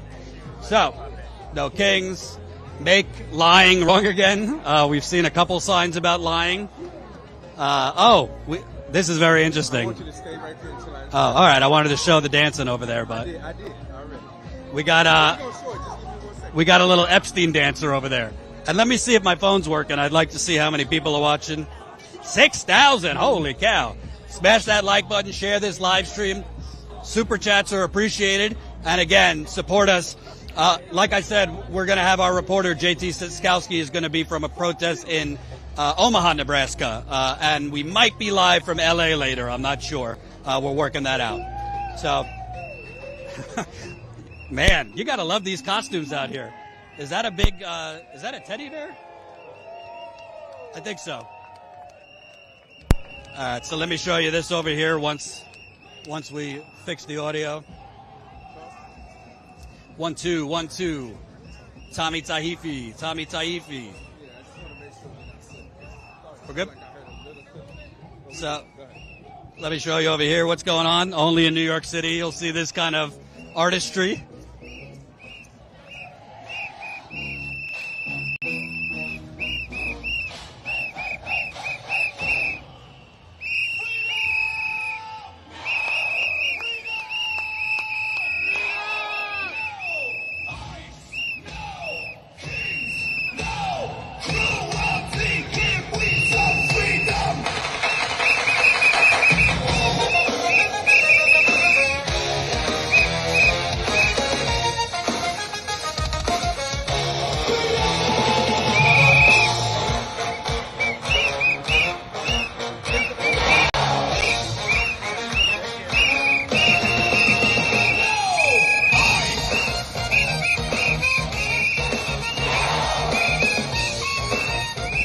And if you can't see the sign, it says, "We pay taxes to the Epstein client list," which is just an incredible, incredible sign.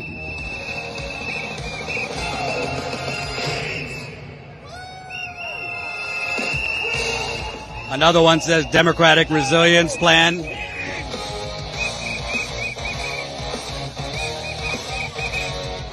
Another great sign here.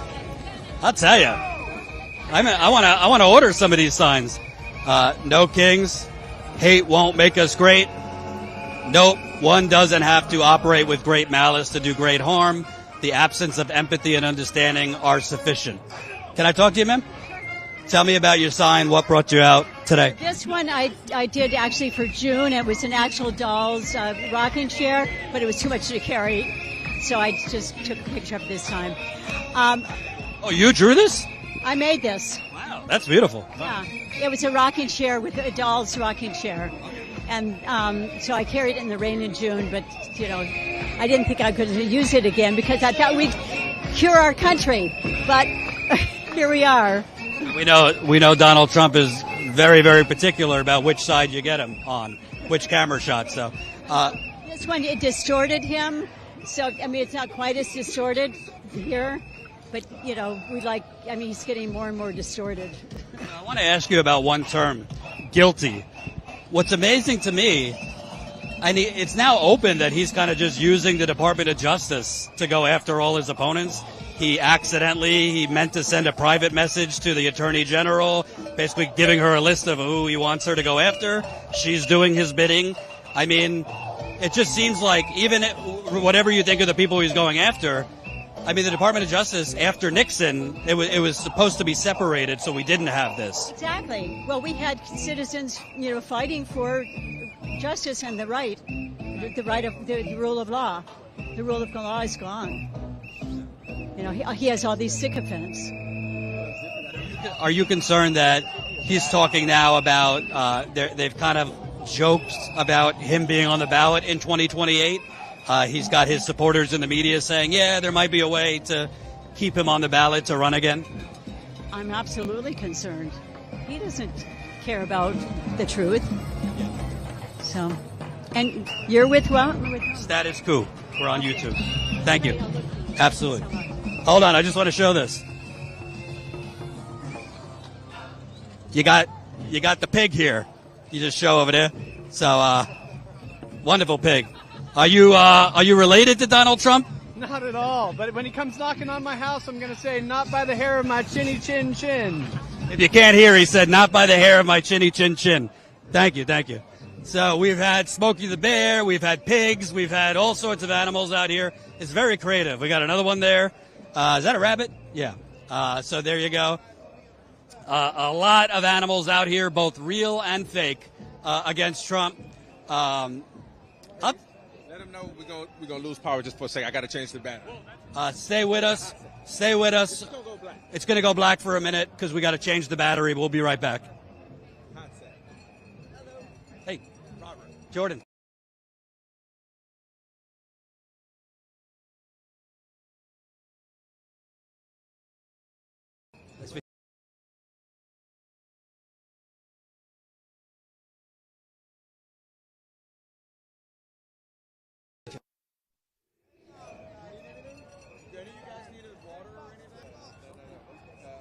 I'm good right now. We should be back live. Go ahead. You will check just to make sure you're back live. Hold on. 1 second, folks. We're just checking. You should be good. I just want to make sure. No, it's not going to stop going live. Oh, all right. All right. Well, All right. I didn't turn the pack off. I just want to make sure. Okay. So, just to reset for a second, last I checked, we had 6,000 people watch. Smash that like button, share this live stream so we can get it out to more and more people. 2,500 protests are happening across the country today and the world. We got Europe, we got APCA, Canada, and the Virgin Islands are having No Kings protests. As a reminder, I hate to bring this up, but I have to be honest here. The Republican Party, Trump, they have called this a hate rally. They have called these people, everyone here is being paid by George Soros and such. They have said that this is all Antifa.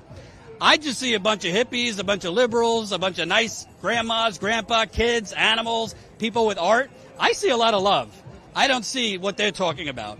And why they do that, and they've been doing this forever. They say, oh, it's all Soros paying and this, that. Why they do that is they want to drown out the message. They want to drown out the message. They want to attack the credibility of the protesters. Because the reality is the right wing can't get these numbers. There's more of these types of people, the people that are pro-humanity, the people that are pro-immigrant, the people that are pro, equitability in terms of income. There's a lot more of these people than there are right-wing people. And by the way, not to hate, I've met a lot of right-wing people that are actually good people, and like my parents. They like Trump because they're ignorant, politically speaking. They watch Fox News. So it's not to hate on all right-wingers. There's a lot of people that voted for Trump, frankly, that are not MAGA. They're just independent, and they kind of thought he would lower prices. Well, as we see, that hasn't happened. So the reality is Trump, he's a symptom of a broader problem. The right wing in America, the Republican Party, has kind of been taken over by like this cult of personality. I saw it in 2016 when I covered his rallies. A lot of people out there who aren't bad people, they worked at a factory, their plant closed down, their jobs were sent to other countries, etc. They just got sucked in by like the carnival of it all, the pro wrestling aspect of Trump, the show of it all. But the reality is, the real crisis in this country, and we go around the country, it's not immigrants. It's corruption. The real problem in the country is not, oh, do you have your papers? It's these papers. The President of the United States his net worth has gone up I keep repeating this because it's so ridiculous. It should be a scandal.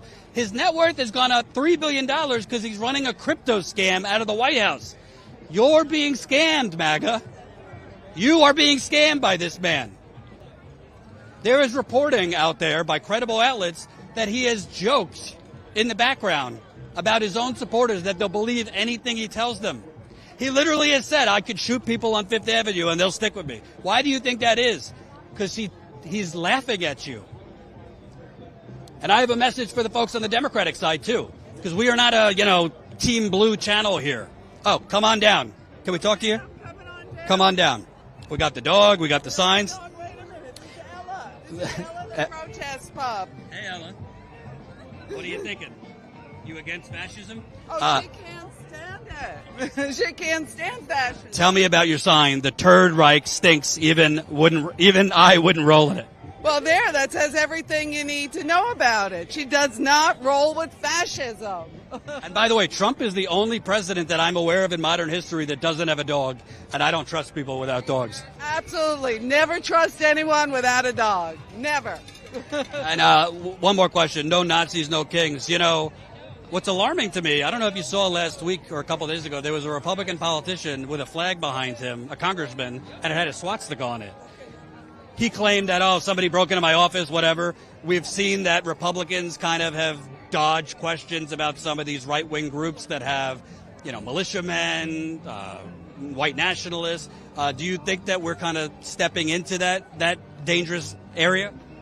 I think it's been here for a long time, and Trump has just given us permission to put it in the forefront. And then we need to, so now that it's in the forefront, let's address it and let's get rid of it.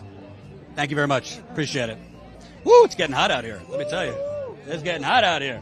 We got Love Melts Ice. Oh, that's pretty. That's pretty. See that sign there?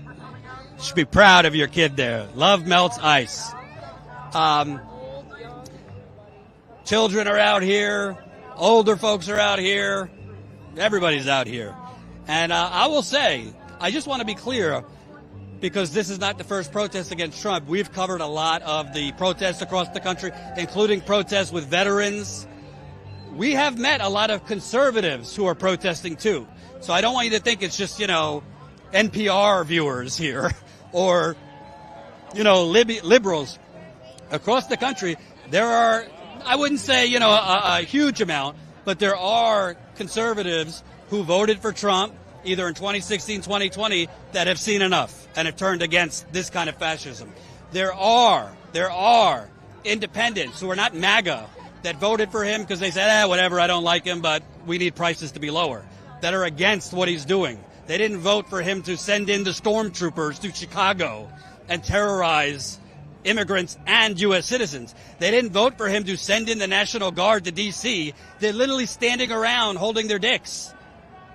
We covered what they're doing in D.C. We have footage of the military literally holding the railing at Union Station because there's nothing going on. We have footage of them literally talking about what are they going to order for lunch because there's nothing going on. The Republicans are talking about waste, fraud, and abuse. Trump is spending so much money on just dystopian theater to kind of create this, like Call of Duty on the streets of America, all to go after immigrants. And by the way, I just want to make a point which is very important. Do you notice some of Trump's donors have been complaining because their companies are being affected because their workers will not come to work because their workers are farmers. Their workers are laborers who might be immigrants, and they are scared to come to work. So their donors' bottom lines are being affected. So then Trump said, well, maybe we'll make a carve-out. Trump said, maybe we'll make a carve-out where we'll only go after some immigrants, but we'll leave the workers alone. Well, I thought this was about criminal immigrants.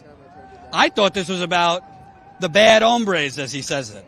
I thought it was about going after the gangs and the cartels and the drug dealers. Data and research have shown the most crime and violence in America is being perpetrated by right-wing nationalists. The most crime in America is being perpetrated by right-wing violence. That's not my opinion. That's the data. Here and there you have somebody that carries out violence that's more left-wing, and I condemn that too. But the bottom line is, we're good? It's a syncing issue. So when I change the battery, the syncing went off. So I'm gonna turn this off and turn it back on. If not, we're gonna have to start shooting. All right. So should I tell the audience we'll be right back? Yeah, you can just let them know.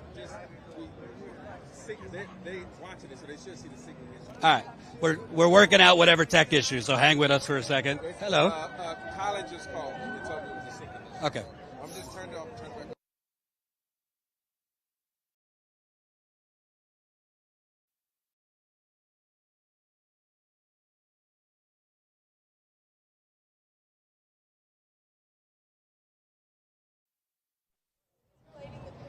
Whew.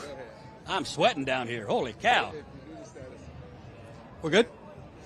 So, Colin, when it comes back on, if it's still out of sync, then we're going to have to start shooting. So let me know. So go ahead and talk. 1, 2, 1, 2. No, just talk. Oh.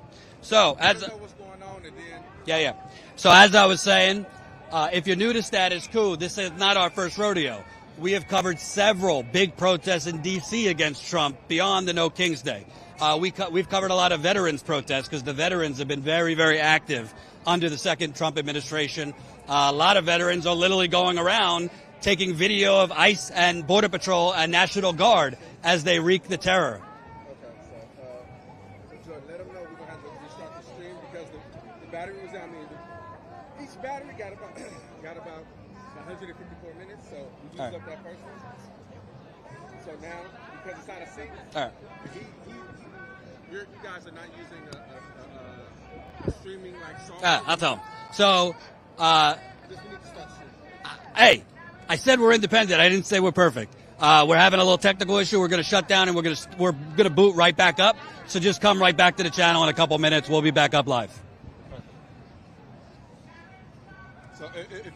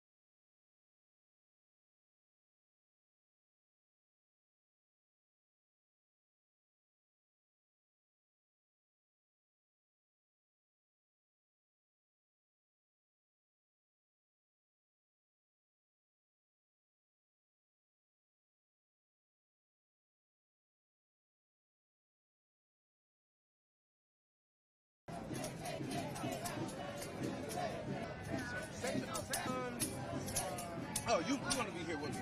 I was gonna tell you, set your phone for like 1-2-1-2-5-4-5-4 5-4-3-2-1 5. Hold on. Is it on? Is it on? It should be live right now. Yeah, he said the stream's coming through. Is the sync? Is the sync okay? He said he needs to see me. He needs to see me.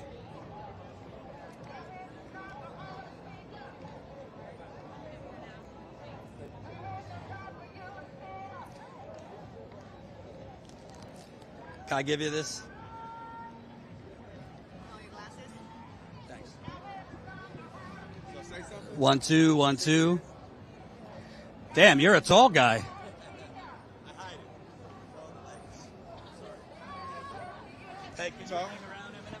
We're good? All right. Yeah, it's working. Are we live? Yeah, we're live. Okay, thanks. 1-2. The sync is good? Yeah, he said it's good. You sure he said that, or you lying to me? He told me it's good. Look at that.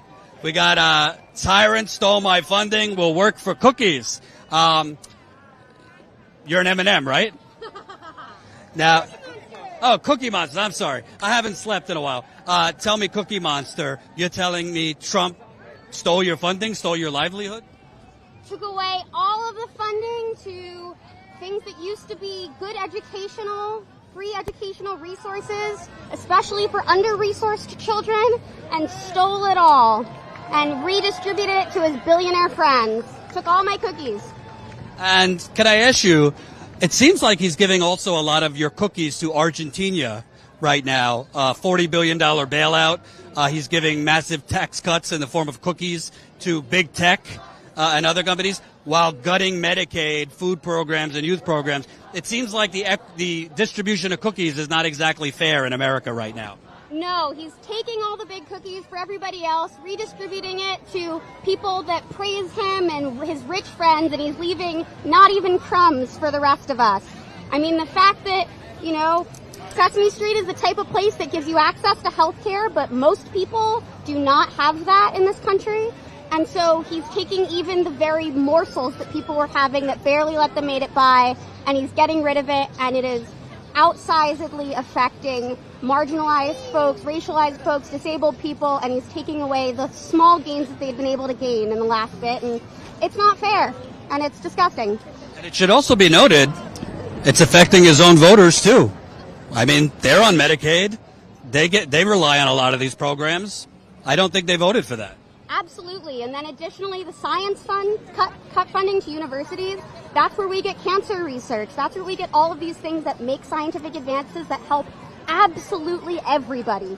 Medicare, food stamps, science research. These are things that are not political, that are not partisan, that only help everybody. But he's taking it absolutely all away because he just wants to make him and his friends richer. He wants all the cookies for himself and absolutely nothing for anybody else. And my last question, it's been reported that the president's diet over the years has consisted of cheeseburgers, Diet Coke, and cookies. Is that a proper diet for the president? I mean, look, even I can't eat cookies all the time.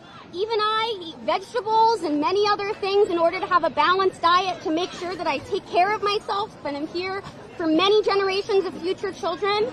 And no, I can very much say that that is not a healthy, balanced diet. You need things besides cookies and McDonald's. And I hope you're faring well because it's very hot out here, so I can imagine how hot it is in there. Thank you very much. I appreciate it. So that's Cookie Monster. By the way, I just want to be clear, I'm not actually this stupid.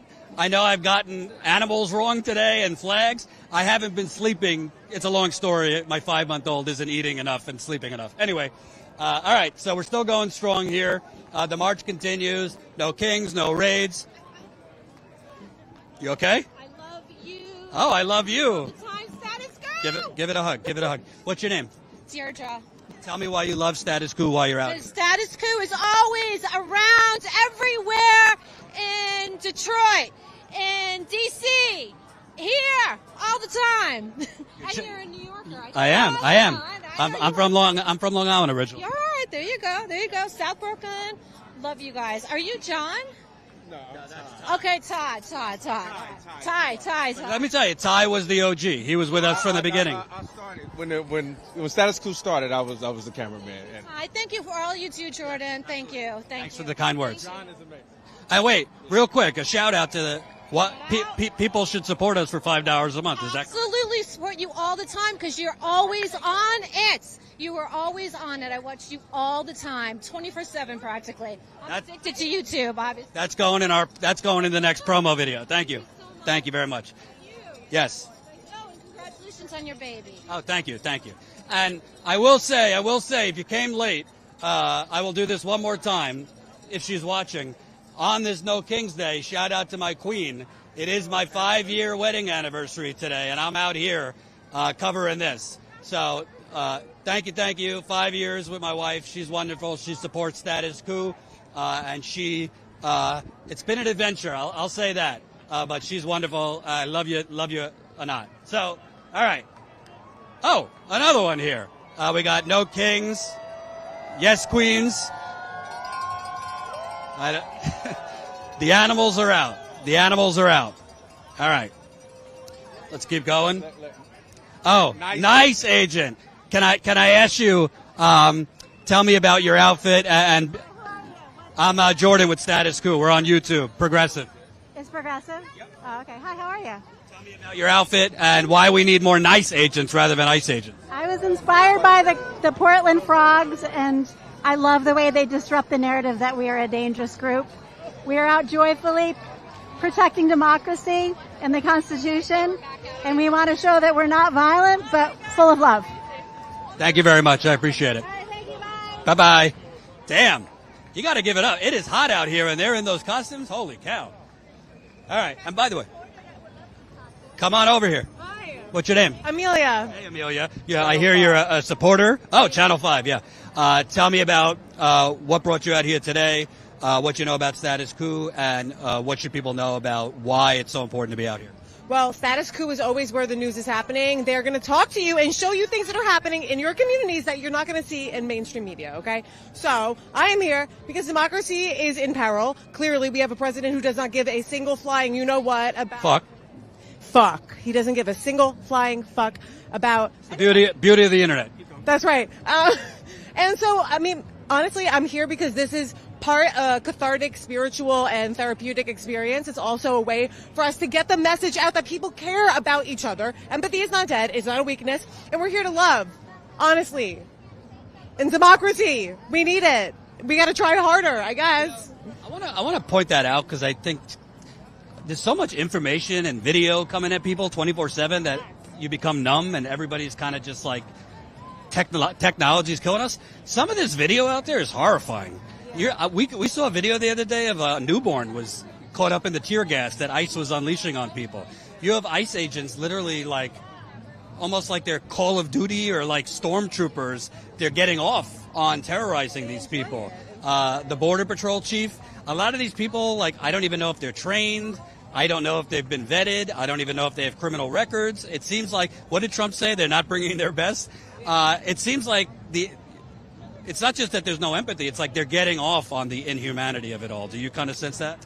Well, I definitely think that when somebody dehumanizes another person, they also dehumanize themselves. So in some way, the violence that they're perpetuating, it harms them. It harms everybody else. And I don't know the psychological, I don't have an insight into the mind, but I'm sure it comes from a place of deep fear and insecurity because financially, a lot of us are struggling. I think it has to, because they're doing it for a paycheck, right? But get another fucking job. I'm sorry. Get another fucking job. Like, ICE is not it, obviously. And I want to ask you, your hat says about political violence. The right wing has tried to make it seem like people out here are like all like Antifa, whatever that means. It's not even a group. Terrorists, hate rallies. I mean, I see people literally in like Lion King costumes. I see people with Smokey the Bear. I saw rabbits, frogs, grandpas, grandmas, kids, dogs. I mean, all ages. Thank you. It's obvious out here. People are just out here. First Amendment, love. Can you kind of talk about, it seems like they're just trying to flood the zone with propaganda. Who the Trump, the administration, their media allies. Of course. Well, they want, like you said earlier, they want to make us like tired and desensitized from what is happening, and like always a new story.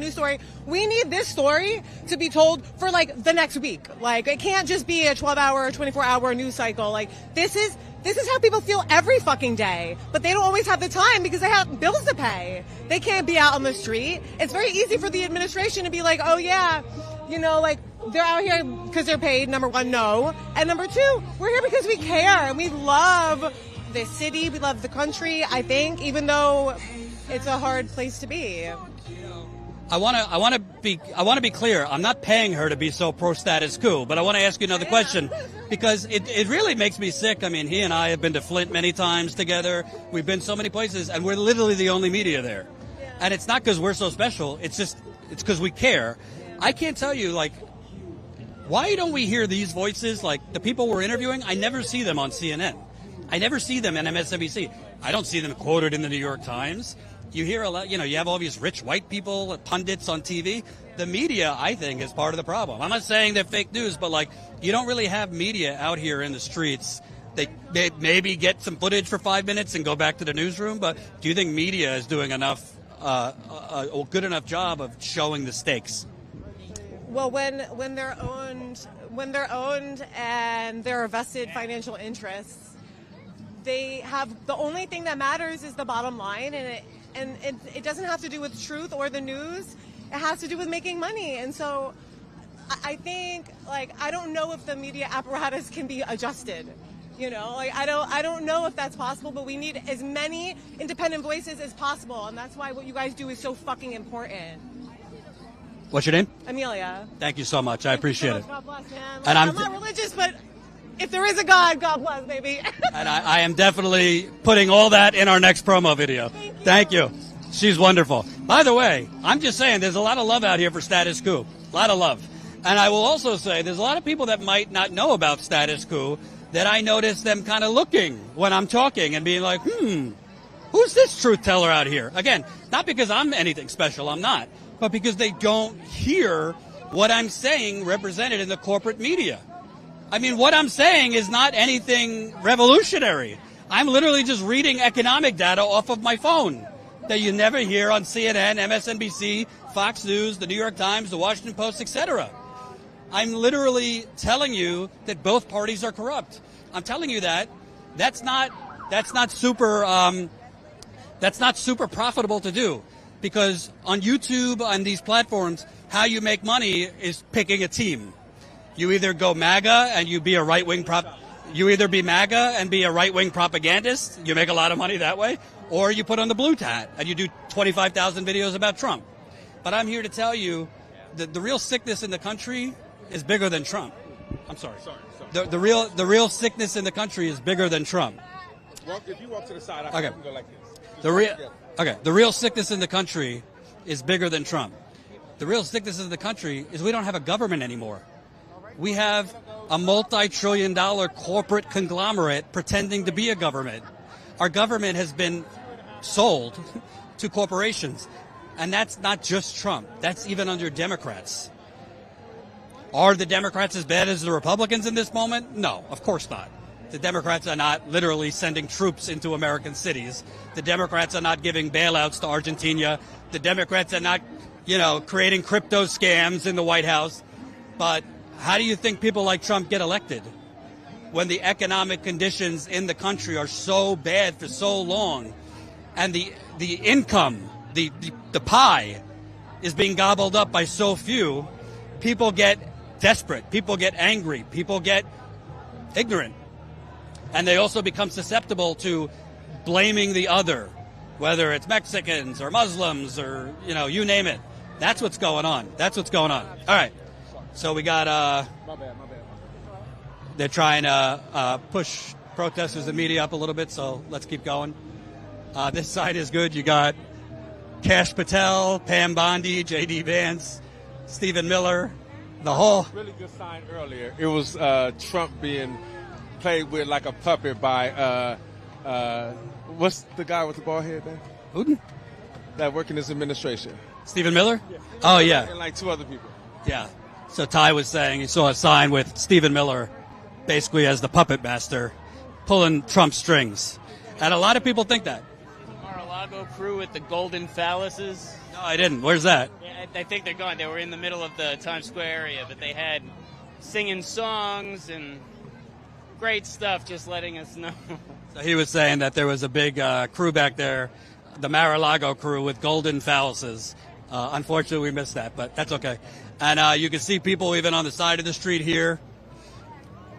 And what's beautiful about this, I always like when I cover protests. I mean, obviously kids can't decide whether to go or not, but you see a lot of kids out here, their parents choosing to bring them. And whether those kids know what's going on or not, it's just good to have these multi-generations of families out here. Because honestly, whether it's Trump or the next fascist, whether it's Trump or kind of like your dime a dozen corporate Democrats selling you out, it's young kids that are going to be screwed for the future. Oh, can I talk to you? We're live. Tell me about what brought you out today. Question? Tell me about what brought you out today, your sign, and why you think it's so important, this protest. Everything that's happened in the last 10 years since Trump came down the escalator has only gotten worse, only on a daily basis. And when someone like Mike Johnson says that this is a hate America rally, I want to let people know it's a love America rally. And we're also, in my particular case, we're not against the police.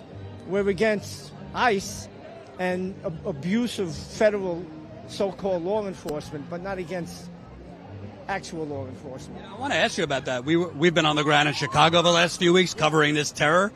I mean, these ICE agents, it looks like they're playing out like a Call of Duty video game. They're wearing masks. They don't have warrants for most of these arrests. They're unleashing tear gas on homes. I saw a video of a baby the other day getting tear gassed. Not intentionally, but this is just lawlessness. I think what they're trying to do is instigate a response that they can then claim as an insurrection and have it, declare martial law, maybe cancel elections. I think that's the end game. But by being peaceful, we just take that away from them. So that's what we're trying to do. Something else, you see the Department of Homeland Security, they're sending out these posters to recruit for ICE that say, defend the homeland. It's a lot of this kind of like nativist language, like almost like we're being invaded, defend the homeland. Do you think that's about, what do you think that's about? Well, I think it's what you just said. It's nativist language, but the fact is we are all immigrants. Whether it's ourselves, our parents, our grandparents, it doesn't matter. We all came from somewhere else. So we should remember that.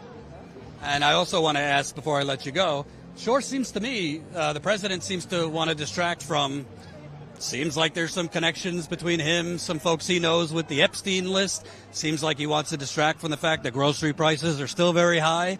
Economic conditions are not good. It seems like there's a lot of real crises going on that are not having to do with immigration. Yes, that's exactly correct. I have to agree with you on all points. You said it all. Thank you. I appreciate it. What's your name? Jim Kearns. Thank you, Jim. Appreciate it. All right. So we waited when you was doing your interview, so we're like at the back. So Okay. We gotta make sure that we walk. We gotta walk. We gotta walk. The Popo is behind us, and they're, I will say the police have been good today. It's not often you can say that, but they haven't fucked around, at least yet. All right, so this march is still going down, 7th Avenue, Times Square, the crossroads of the world, as they call it.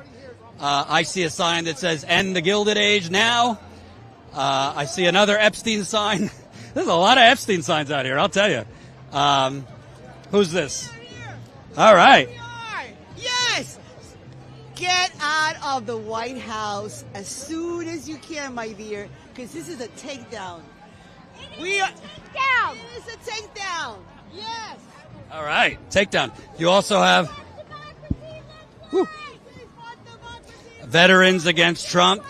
Thank you for your service. Where did you serve? I was in Aschaffenburg, Germany, right at the end. I signed up in 75. But Vietnam was just about ending. My brother-in-law was there. My wife's two sons, brothers were there. And so, anyway, we got one more mission to take care of, and it's going to bring back our country back. We've had enough of this shit. Let me ask you, when you served, did you ever think there'd be a... You gotta walk. We have to end it. Yeah. Did you ever think when you were serving that you'd have be serving for a president that said, and I quote, "I'm the president. I could do whatever I want." No. He said, when asked, does he have to follow the Constitution? He doesn't really answer. No, he doesn't. No, and you know what? Another thing, we got a military, and we know what needs to be done when it has to be done. So you better figure out what's right and what's wrong, because this is getting to the point where us veterans aren't going to stand for it anymore. Not enough. I don't know if you saw, but in Chicago recently, we've been there covering what he's doing there. ICE pushed down a veteran and then arrested him. He didn't. All he was doing was protesting. I thought the Republicans are the party of veterans. I thought they'd love to wrap themselves with the flag. They're literally attacking veterans out there. Yeah, they lie about everything, just like the one they supposedly in charge. Yeah, well, there's a lot more of us than there are of them, so we'll see what happens in the long run. We're not taking this lightly. No, this ain't going to happen. And my last question, do you think that, Trump, the people around him, they're trying to kind of portray this message almost like America is a war zone? They're putting out these propaganda films with Border Patrol, ICE, flying the chopper over apartment complexes in Chicago, going in with their, military fatigues. They're trying to come up with this message that America is like a war zone and the enemy is immigrants. We're not the enemy. We're not the enemy. And the immigrants that came here legally and are working hard to make our country good and great, they don't need to be harassed like this for no good reason. We've had enough, and it's not going to last. We're going to make sure that they can do whatever they want to us, but there's more of us. We fought for this. There's too many of us veterans that put their life on the line, didn't come back, or lost different limbs. No, he's not going to take over our place. We don't need a fascist or a dictator or a king. We have a democracy with a constitution that tells what our rights are. And if the Supreme Court isn't going to back up our constitution, well, there's a lot of us veterans that are going to show you just what we're willing to do. My last question. Do you think that the Democratic Party is doing enough to oppose Trump and a lot of the things he's doing? Because really what we've seen, at least from the leadership, is lawsuits, but that's about it.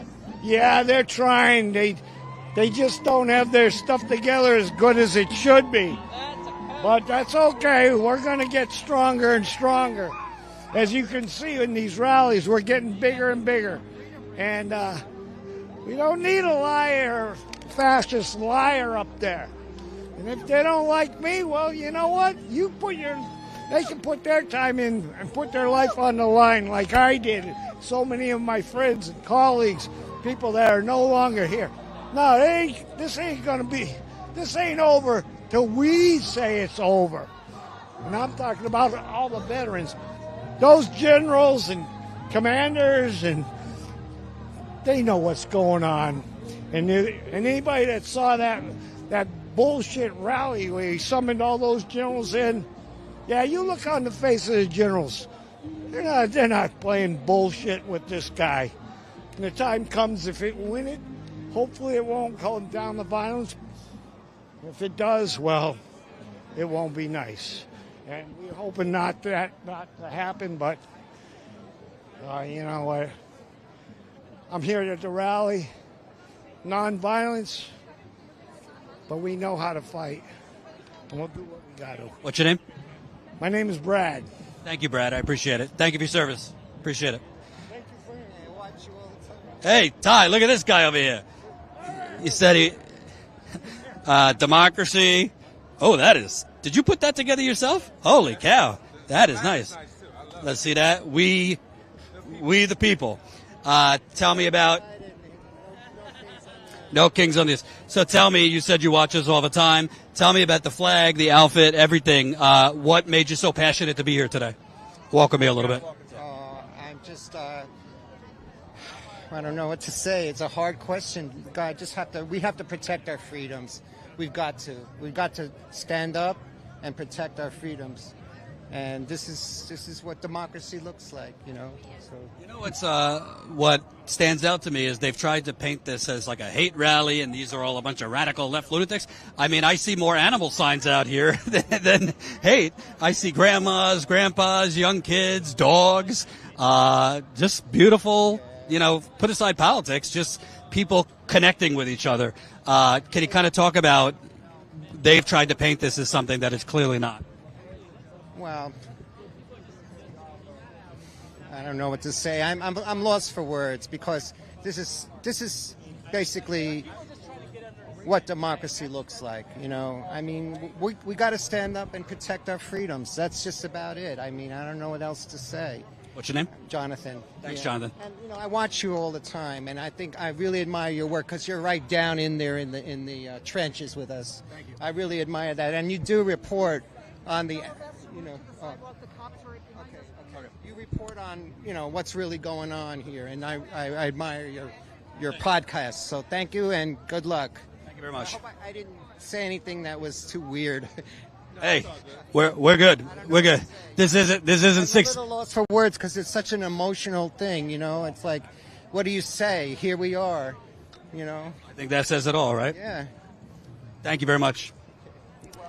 So.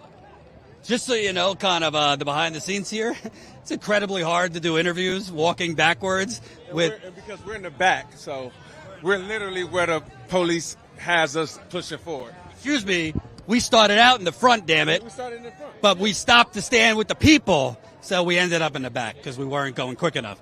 But there's the shark again. What's that? Oh, yeah. So you got there. Nice.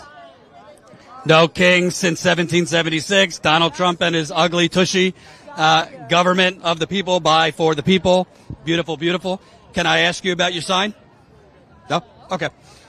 So some people make beautiful signs but don't want to talk. That's fine. Can I talk to you? Sure. Tell me about this whole beautiful artistry. Well, you know, I'm celebrating the freedom to do whatever the hell I want, which is what we're celebrating here. It's a protest, of course, but we have to look on the other side. What is it we're protesting to protect? Which is the freedom to be who we are. And, you know, what's incredible to me is they've tried to paint this as like a hate rally, but exactly. This is just beautiful, creative. First Amendment. I brought an American flag to a demonstration before, but when I hear the government tell everyone that we hate America, like what a crock of shit. We don't hate America. We love America. We love all of its diversity. We love our immigrants. Let's keep it on. Exactly. How long does it take to put this beautiful outfit together, including the face paint? About half. Yeah, I do it a lot. Impressive. Last question. You know, Trump, he's kind of joked about elections. You know, maybe we'll have them, maybe we won't. He's kind of joked about running again in 2028. You know, it seems like what people are out here for right now could get a lot worse if something's not done. What do you mean, what could get a lot worse? He could try to cancel elections. He could try to run again. No, I'm very fearful of the elections. I actually believe that he stole the last election. You think so? I think so. With Elon Musk and all the powers that he has on the internet, it's not without reason to think that could have happened. Right. I don't have any proof, but It's the it feeling. sure is unfortunate. And last question. Do you feel like the Democratic Party is doing enough to oppose this? I mean, we've basically seen they're doing lawsuits and such, but a lot of people feel like they need to be out more, protesting more. We are never going to feel like they are doing enough. Let's just put it that way. It's a really hard job to fight this battle. He's got all the power and all the money behind him. The corruption has worked for him. We're fucked. Couldn't say it better myself. Thank you very much. Beautiful. All right. We're going to walk a little more before we wrap. If you missed it, it is my 5-year wedding anniversary, so if I want to stay married, I do need to get home soon. Shout out to my wife for letting me out here. Shout out, wife, Anat. Anat. I know you love me. And my and my 2 kids. It's still going down 7th Avenue, Fashion Avenue, and I'm gonna guess, honestly, probably by the end of this, that this crowd is probably 10 to 20,000 people. Could be bigger, I don't know. Could be bigger. But then when you add in the 2,500 protests that are going on across the country today, It's probably bigger. Somebody gonna get an aerial shot, because when I was walking, remember when I first got off the train, it was so many people. That's why it took so long for me to get to you. And I think we were only like 4 blocks away, and the blocks in New York are really short. I think it's probably more than 20,000. so if any of the organizers are listening, if you could get this many people out here, maybe if you could get even 1/10 of them to take an economic action to boycott certain corporations, certain sectors, certain industries that will hurt the donors, maybe the fascists will then listen. Because let me tell you something. The only thing the powerful listen to, they'll let you protest. If you get a little too loud, they'll deploy the police to crack your skulls. But if you hurt their quarterly profits, if you hurt their ability to do stock buybacks, if you hurt even a week of their profits, Elon Musk, Jeff Bezos, Bill Gates, name them, the Waltons, they will call their puppets, the politicians, and say, you got to give the people something because we can't take this. That's how power works. Let's be clear. Martin Luther King was killed after he started talking about jobs. Martin Luther King was killed after he started talking about capitalism. Not that I'm a scholar on the subject, but they went after Martin Luther King when he started talking about the evils of capitalism. So the powerful in this country for 50, 60 years, they've basically been trying to create a permanent Gilded Age where they steal money from the bottom, from the middle, and give it to the top. And let's be honest, Democrats have been complicit in that system. So you might be out here today, no kings against fascism, but the government is corrupt. Both parties, 60 Minutes, I think, did a piece about this a few years ago. Democrats and Republicans spend 75% of their time off the congressional premises in an office outside of the Capitol dialing for dollars. Does that sound like a system for the people? No.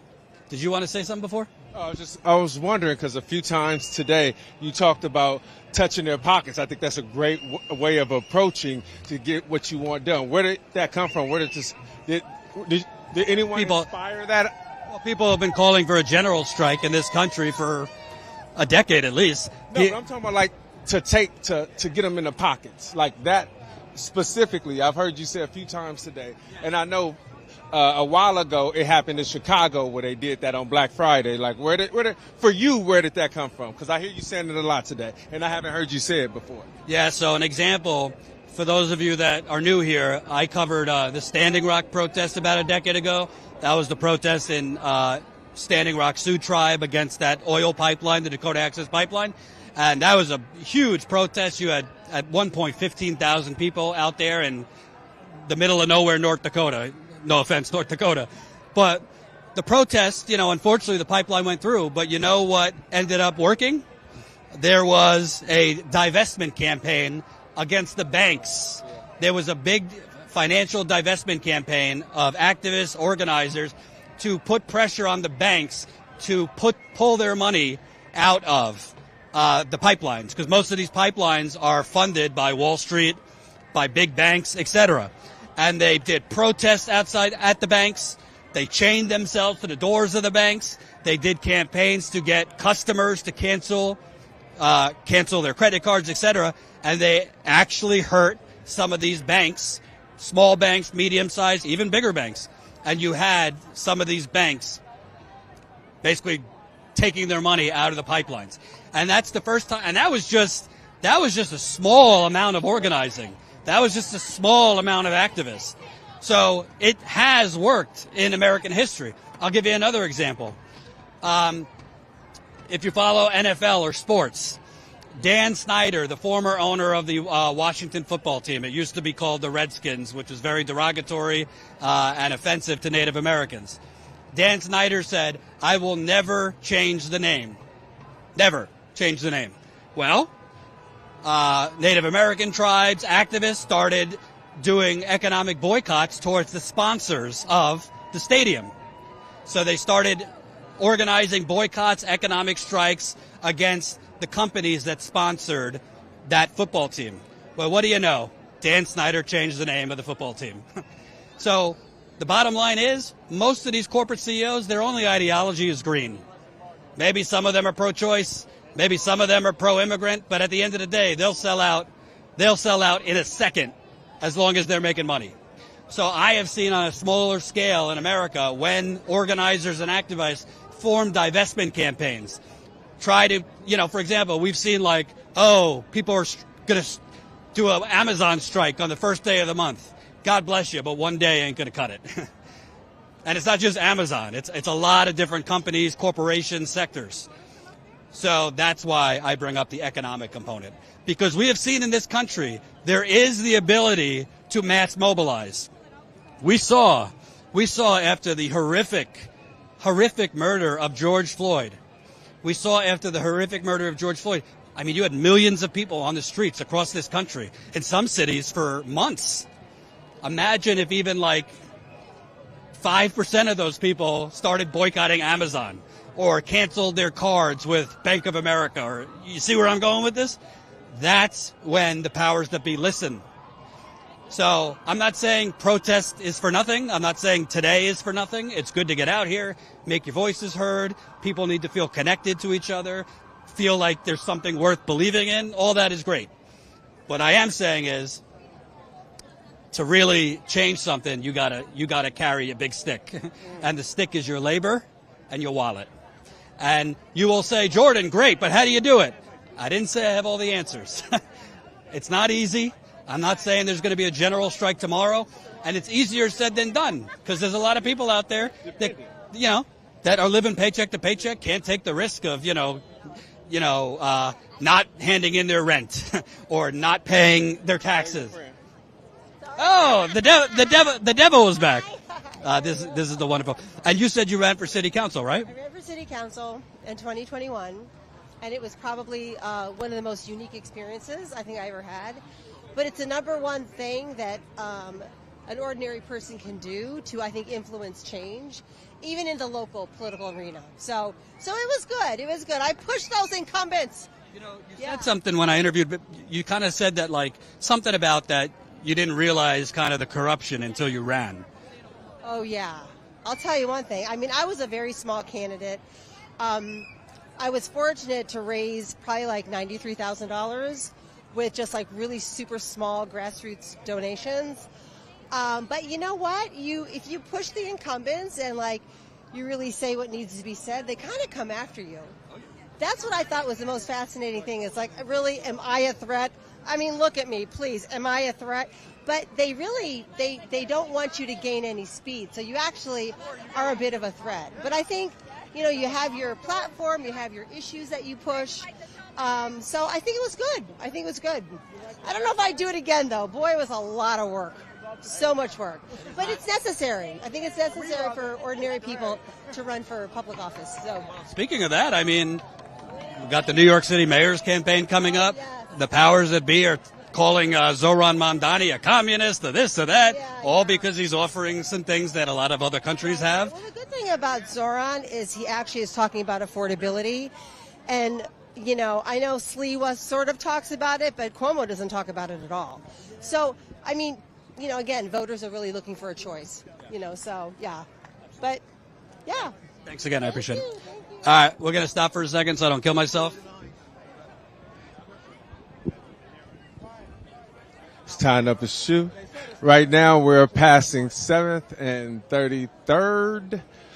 We're at the back end of it, but it goes pretty far. I don't know if I'll try to zoom in and see. So we started at 47th Street. We're now down at Penn Station, 33rd Street, where the Knickerbockers play. We're hoping for a championship this year. Knickerbockers sound crazy. That's their name, the Knicks, Knickerbockers. Look at this over here. Sound like nigger to me.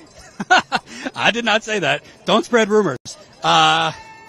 Opposing fascism is Jewish tradition. So you have some Jewish folks out there. Thank you. So you got opposing fascism, Jewish tradition, no funding for war crimes. Beautiful, beautiful. I would interview you, but we got to keep moving. All right. We got Jews for Palestinian freedom. It's a great reminder that in the middle of all this, Trump just went to Israel and did a pretty disgusting speech where Trump basically did a speech where he shouted out Miriam Adelson, the wife of former, well, he's dead now, but Sheldon Adelson. They are billionaires 10 times over. Sheldon Adelson, when he was alive, gave Trump $30 million for his campaign in 2016, essentially so that Trump would move the U.S. Embassy in Israel from Tel Aviv to Jerusalem. And Sheldon Adelson, after he died, his wife Miriam, who is equally Zionist and pro-Israel, gave Trump $100 million.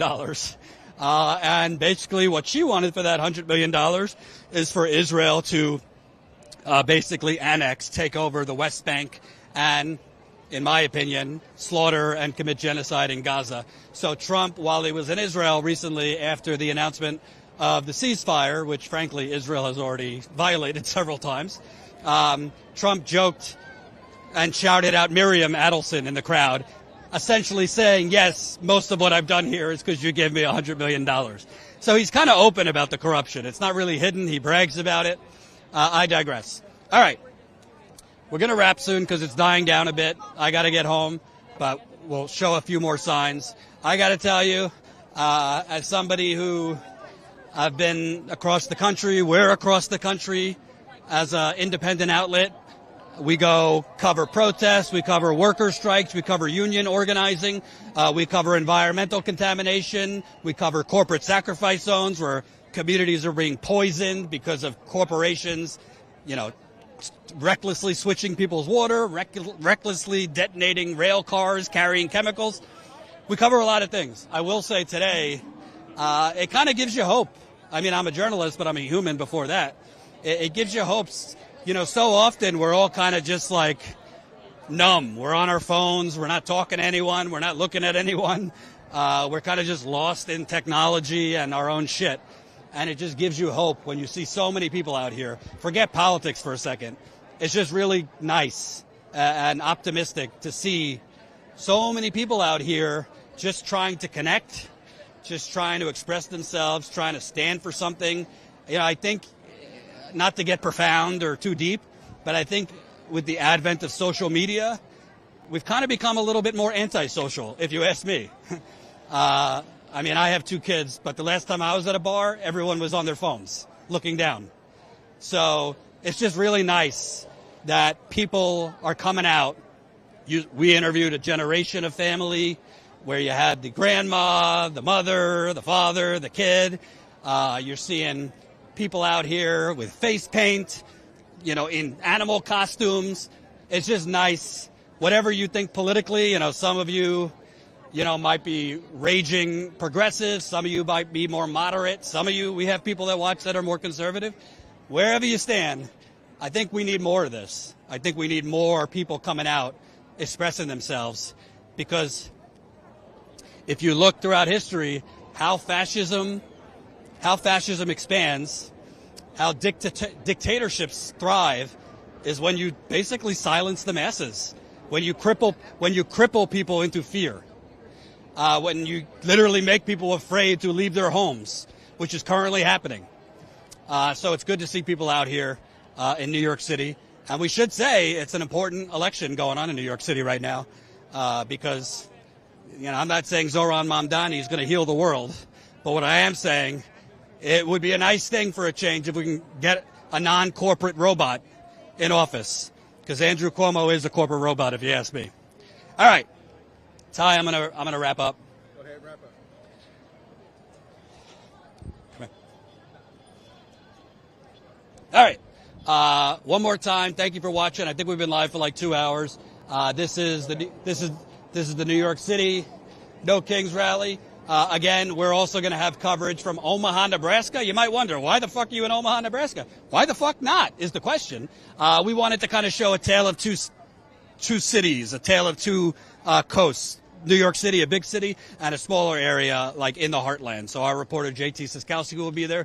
We were just in Chicago for 3 weeks. We might be going back because Trump is now going to the Supreme Court to have the Supreme Court, what do you know, overrule judges and send in the National Guard to Chicago. So our goal is to go back to Chicago, cover the protests,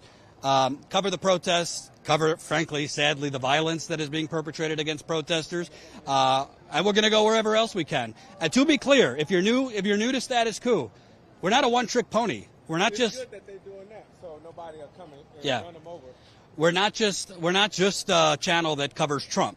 We cover our cameraman there. There goes on. We cover a lot of, frankly, what the corporate media covers up. We're one of the only outlets in the country covering what's becoming a growing list of corporate sacrifice zones. Flint, Michigan still doesn't have clean water 11 years later. Don't listen to what the media and politicians tell you. I talk to the residents. I've been there 21 times. The water's still poison in Flint. Did you know that there was just a massive oil plant explosion in Louisiana? There's oil literally 40, 50 miles downriver. The mainstream media has barely covered it. People are sick in Louisiana because an oil plant exploded. Shocker, they weren't following environmental regulations. That's in Roseland, Louisiana. We covered a few months ago in Central California a lithium battery plant fire right next to what's called the Salad Bowl of America, because 70% of our vegetables are farmed in this area in Monterey County, and independent testing has shown soil contamination from the lithium battery fire, and residents as far as 50 to 100 miles away from this lithium battery fire in Moss Landing are sick. There's major issues going on in America. I talk to Amazon workers every week. They are being not just exploited, they are being harmed. You have Amazon workers over in Staten Island being carted off in stretchers because it's so hot in the warehouse because $1 trillion company cannot spend the money for central air conditioning. There's so many different stories we cover, and of course, the ICE terror. So, if you can, please, I am not beyond begging the people. StatusCoup.com/join. You could support actual, living, breathing, independent. We're not funded by Goldman Sachs. We're not funded by United Healthcare. We're not funded by, the oligarchs buying off the Democrats or the Republicans. We're not funded by big tech. And trust me, I've had offers. And I turned them down. I turned down $500,000 last year. Maybe one day I'll tell you from who. And I still have heartburn from it, but it was the right thing to do. Because this was not, we did not want to be in bed with this person. But the bottom line is, what do you spend $5 a month on? What do you spend $10 a month on? Do you spend $5 a week on Starbucks or something? No offense to my union brothers and sisters. There's got to be something you spend $5 to $10 a month on that could be redistributed to actual living, breathing journalism. If you don't have the money, no problem. If you can't afford it, no problem.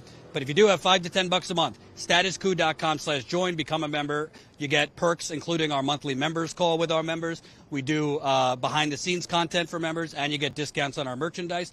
And if you can't become a member, you know what? I do believe in power of spreading the word. Tell people. A lot of people were looking at us while we were live today, just looking at the microphone because they had never seen us before. A lot of people do have hunger for on-the-ground journalism. Not like the bullshit you see in corporate media, but like on-the-ground journalism that interviews people, interviews workers, interviews the vulnerables, interviews immigrants, and also goes after the corporations through journalism. So spread the word to your friends, family, dogs, I don't care. Hit that subscribe button. We're also on Substack, StatusCoup.substack.com. You can sign up there for free. We do a lot of investigative work there. And for God's sakes, man, just support us if you can. Do you see CNN out here? MSNBC? Fox News? The Young Turks? I do not. Thank you for watching. We'll be back at it Monday.